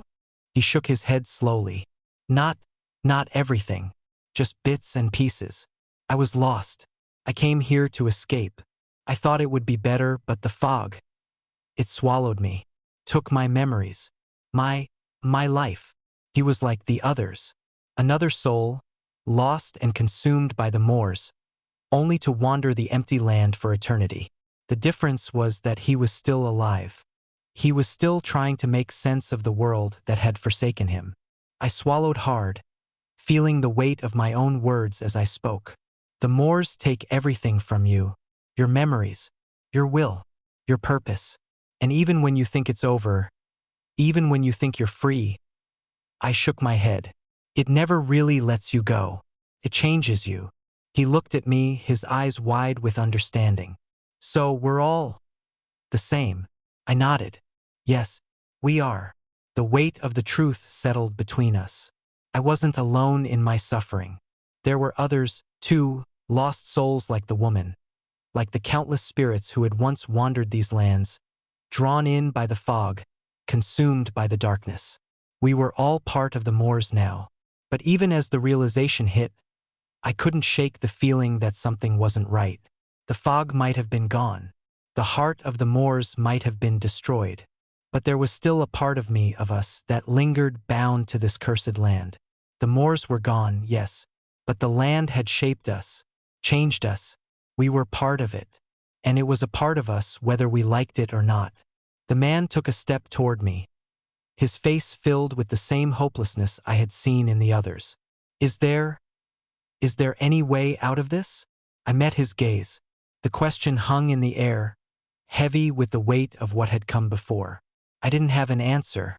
I didn't know if there was a way out. All I knew was that the moors were gone. But we were still here, and I wasn't sure what that meant for us. Maybe we can find a way, I said, my voice hollow, uncertain. Maybe we can figure out what's left of us. But even as I said the words, I knew it wasn't that simple. The moors had broken us.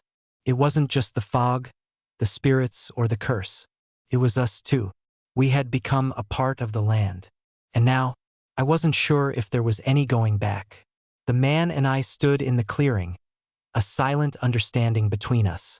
There were no words to be said, not really. What could we say? The moors were gone. The fog had dissipated, leaving only emptiness in its wake. And yet, despite the silence, I couldn't shake the sense that the land was still alive in some way. Not with the hunger it once had, but with something else. Something older, darker.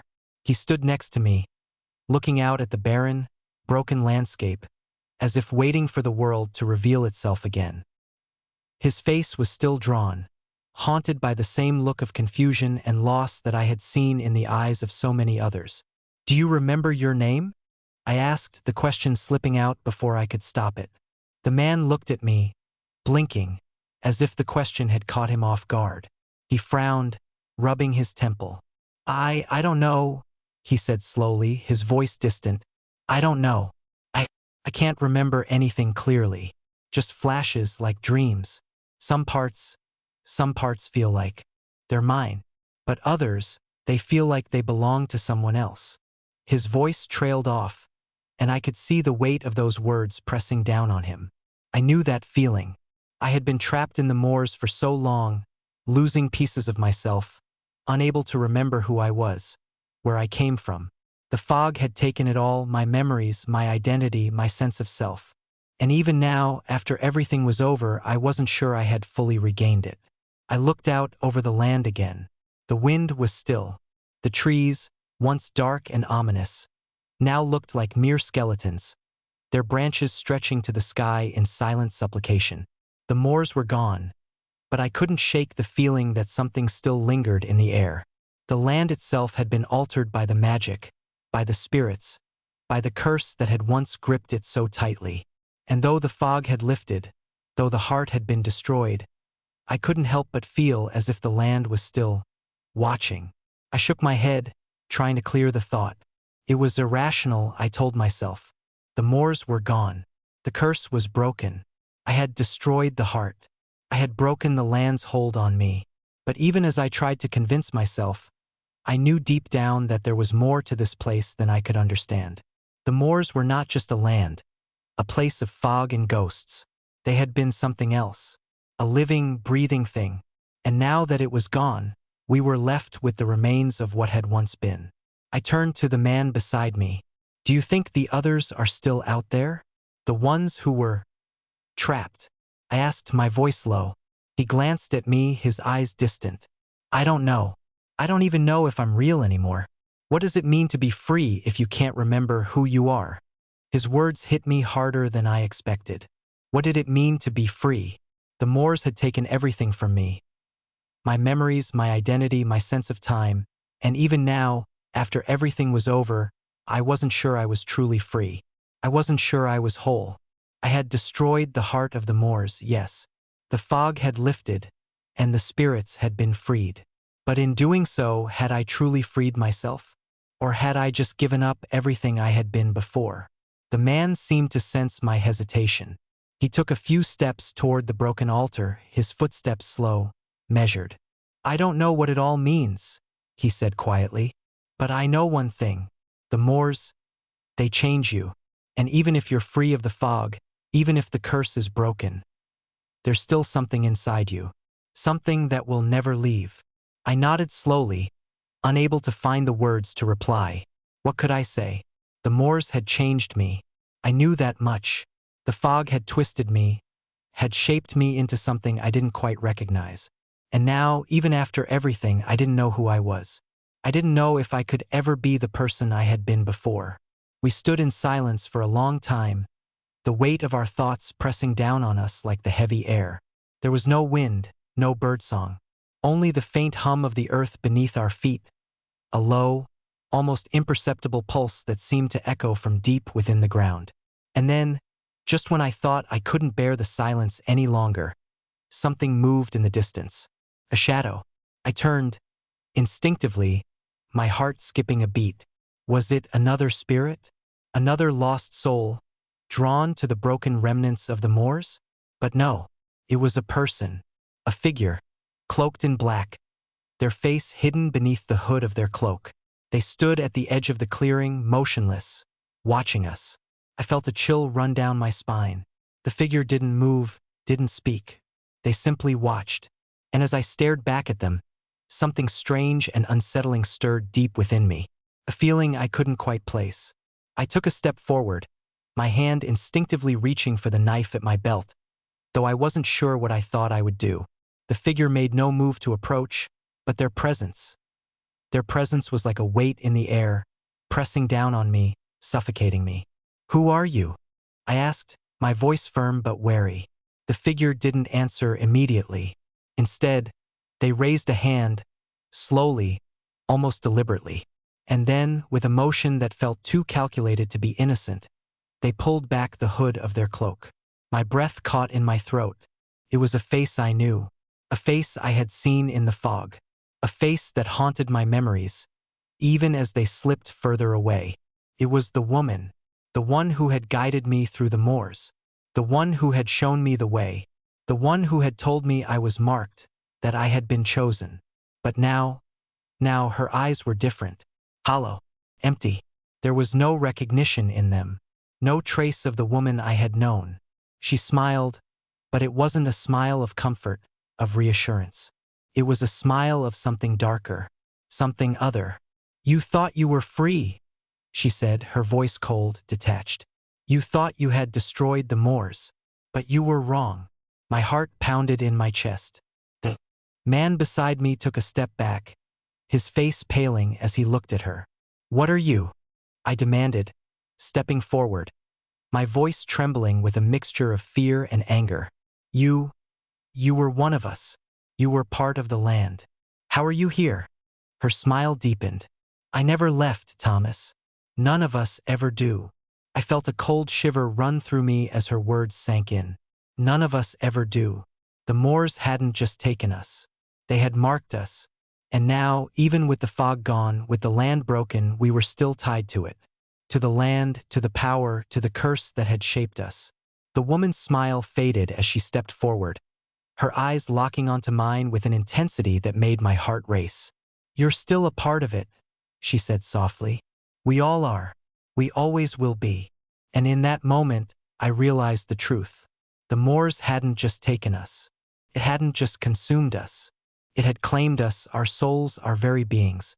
The fog may have lifted, the land may have quieted, but we would never be truly free. The Moors were in us and we were in them, and we would walk this land forever. The woman stood before me, her smile never wavering, her eyes fixed on mine with that unsettling, hollow intensity. The air around us had shifted, thick with something I couldn't name, something older than time, older than the land itself. The moors were in her and she was in the moors, and now I was beginning to understand the true cost of what we had done. Her words hung in the air, heavier than the silence that followed. You're still a part of it. We all are. We always will be. I felt my breath catch in my throat. The weight of her gaze pressed down on me, and I took a step back, instinctively, as if the land itself was pulling at my feet, urging me to return.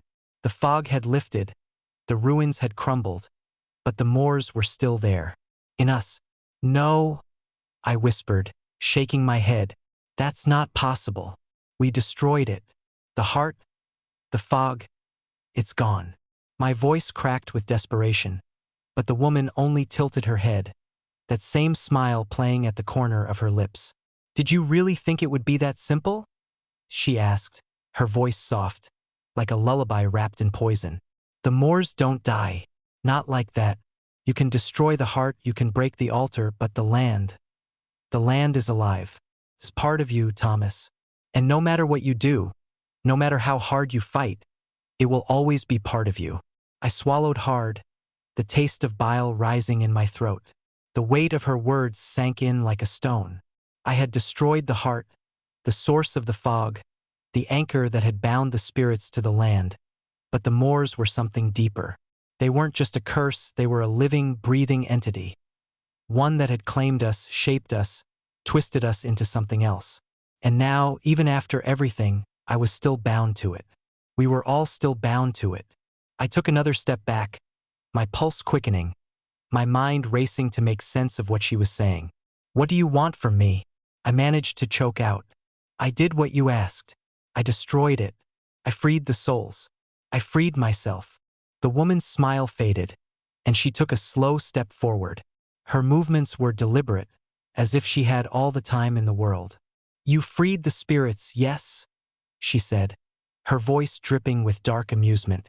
But you didn't free yourself. You were never meant to be free, Thomas. None of us were. I opened my mouth to argue, but no words came out. I was frozen, caught in the gravity of her words. There was something true about them, something that gnawed at the edges of my mind. It was like a door had been opened in my chest, and the darkness was seeping through, filling me with doubt, with fear. I had thought I had won. I had thought I was free. But now I realized there was no escaping the moors. The man who had been standing beside me, the one who had seemed as lost as I was, stepped forward, his face pale and drawn. His eyes were wide, haunted. What do you mean? We're free, aren't we? He asked, his voice trembling. The woman's eyes flicked to him, and for a moment, I thought I saw a flicker of something, pity, before her expression hardened again. She turned her attention back to me. You're asking the wrong questions, she said, her tone growing colder. You think you can break free, that you can outrun the moors. But you're wrong. The moors are a part of the world now, and they will always be a part of you. I clenched my fists, the reality of her words crashing over me like a tidal wave. The moors, the fog, the spirits, they were alive, yes, but they had never been just a place.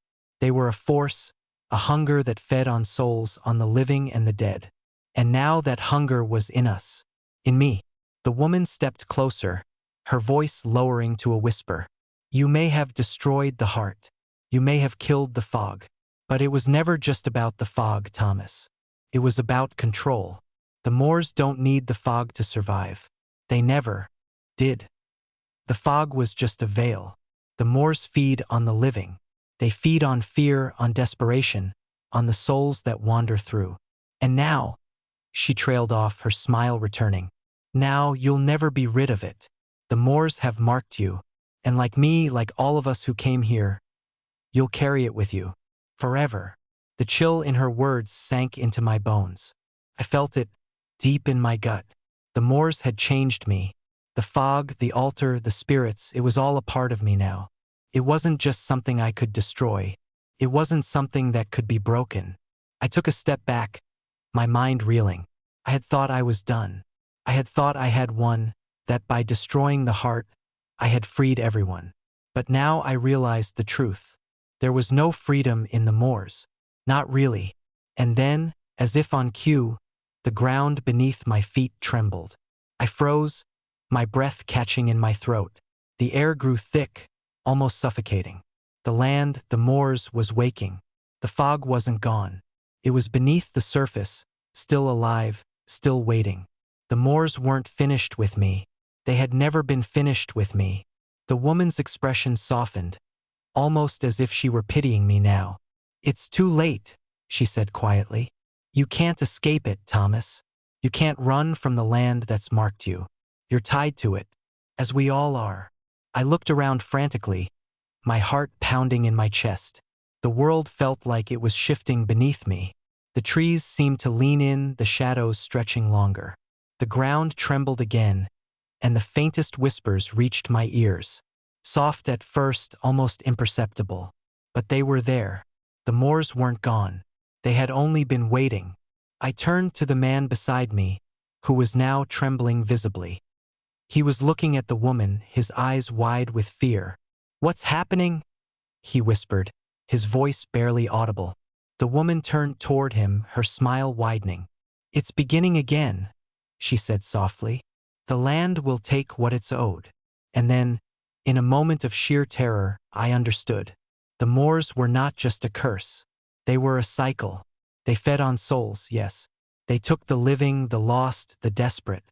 But the moors didn't die. They didn't end. They couldn't. They were a part of the world, a part of the earth itself. And as long as there were souls to feed on, they would continue. Forever. I staggered back, my chest tight with fear. "No," I gasped, barely able to form the words. "No, it can't be.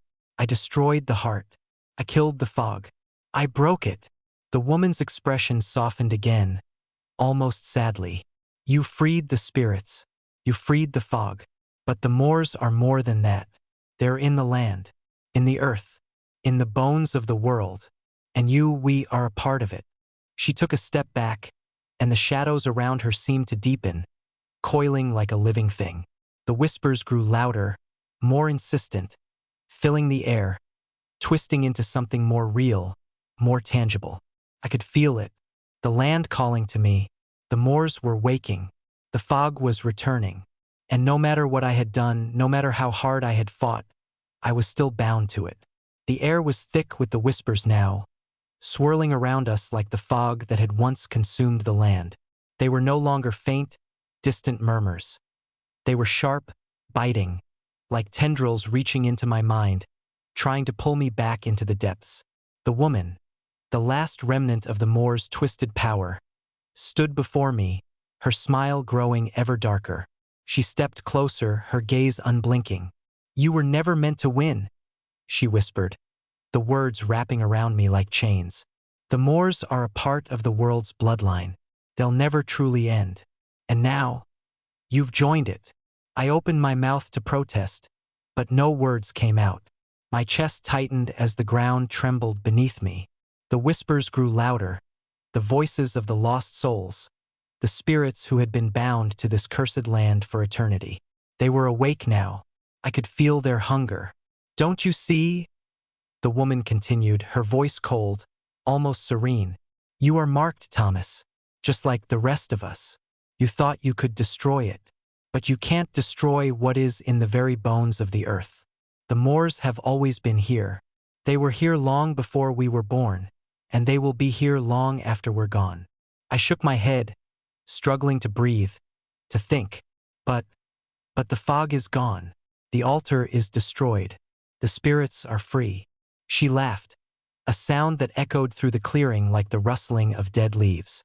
"You freed the spirits, yes, but you didn't free yourself. The moors have no need for fog anymore. No need for the altar. The fog was just a shroud, a way to hide the truth. The moors were never about fog, or curses, or spirits. It was always about control, about binding. And now, Thomas, the moors have you. They always will." Her words cut through me like a blade, and in that moment, I felt it. The pull. The call of the land beneath my feet. the ancient force of the moors, stronger than anything I had ever known. My knees buckled as the ground trembled again, and I staggered, trying to stay upright. The earth was shaking, the trees groaning as if they, too, were waking.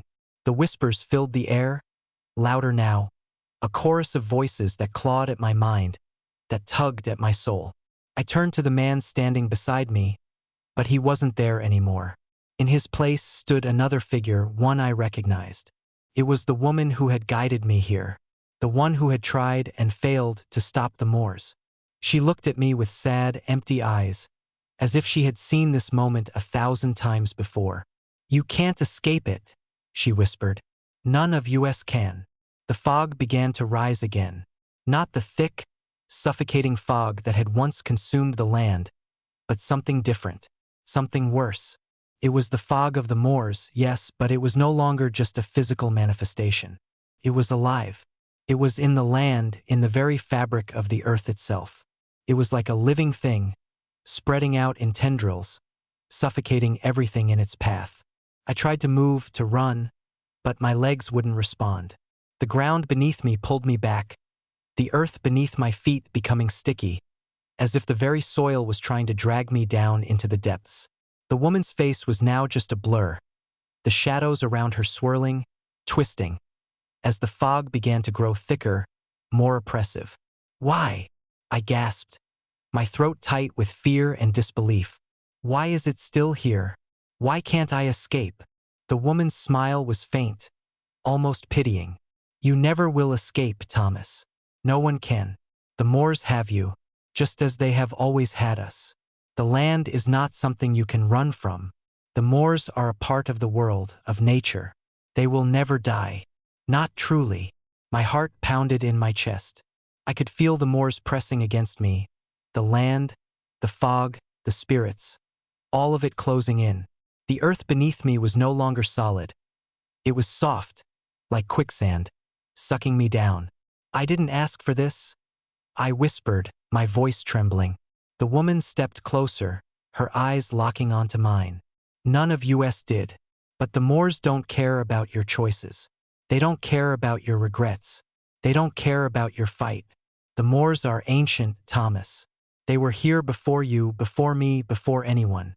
And when you step into their embrace, when you take even one step on this land, you are theirs." Couldn't breathe. The fog was thickening, crawling up my body, wrapping around me like chains. The spirits, the souls, began to scream in my mind, their voices echoing, pulling at the edges of my thoughts, dragging me down into the depths. I tried to fight it. I tried to hold on to whatever was left of myself, but the weight of the moors, of the land's ancient power, was too much. I had thought I could escape. I had thought I could free myself from this nightmare, but there was no escaping it. I closed my eyes, unable to stop the tears that slipped down my face. The moors were here, in me, in everything. There was no escaping it. There was no freedom. The woman's voice drifted to me, faint but clear. "You are one of us now." The fog closed in. The land pulled me deeper. The whispers, the moors, rose to a deafening crescendo, and then silence. When I opened my eyes again, the world was different. The moors were gone, or at least, the way I remembered them was gone. The fog was no longer a suffocating cloud.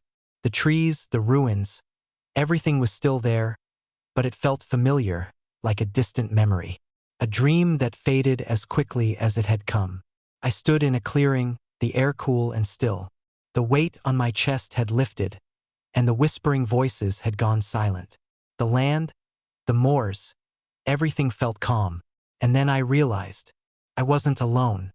Around me stood others, lost souls like me. They were pale, their eyes hollow and empty, their faces marked by the same despair that had once consumed me. They wore the same vacant expressions, the same emptiness, and they too stood in silence, bound to this land just as I was. I could feel it now, the pull of the moors, the hunger. It was no longer a distant thing. It was a part of me, and I a part of it.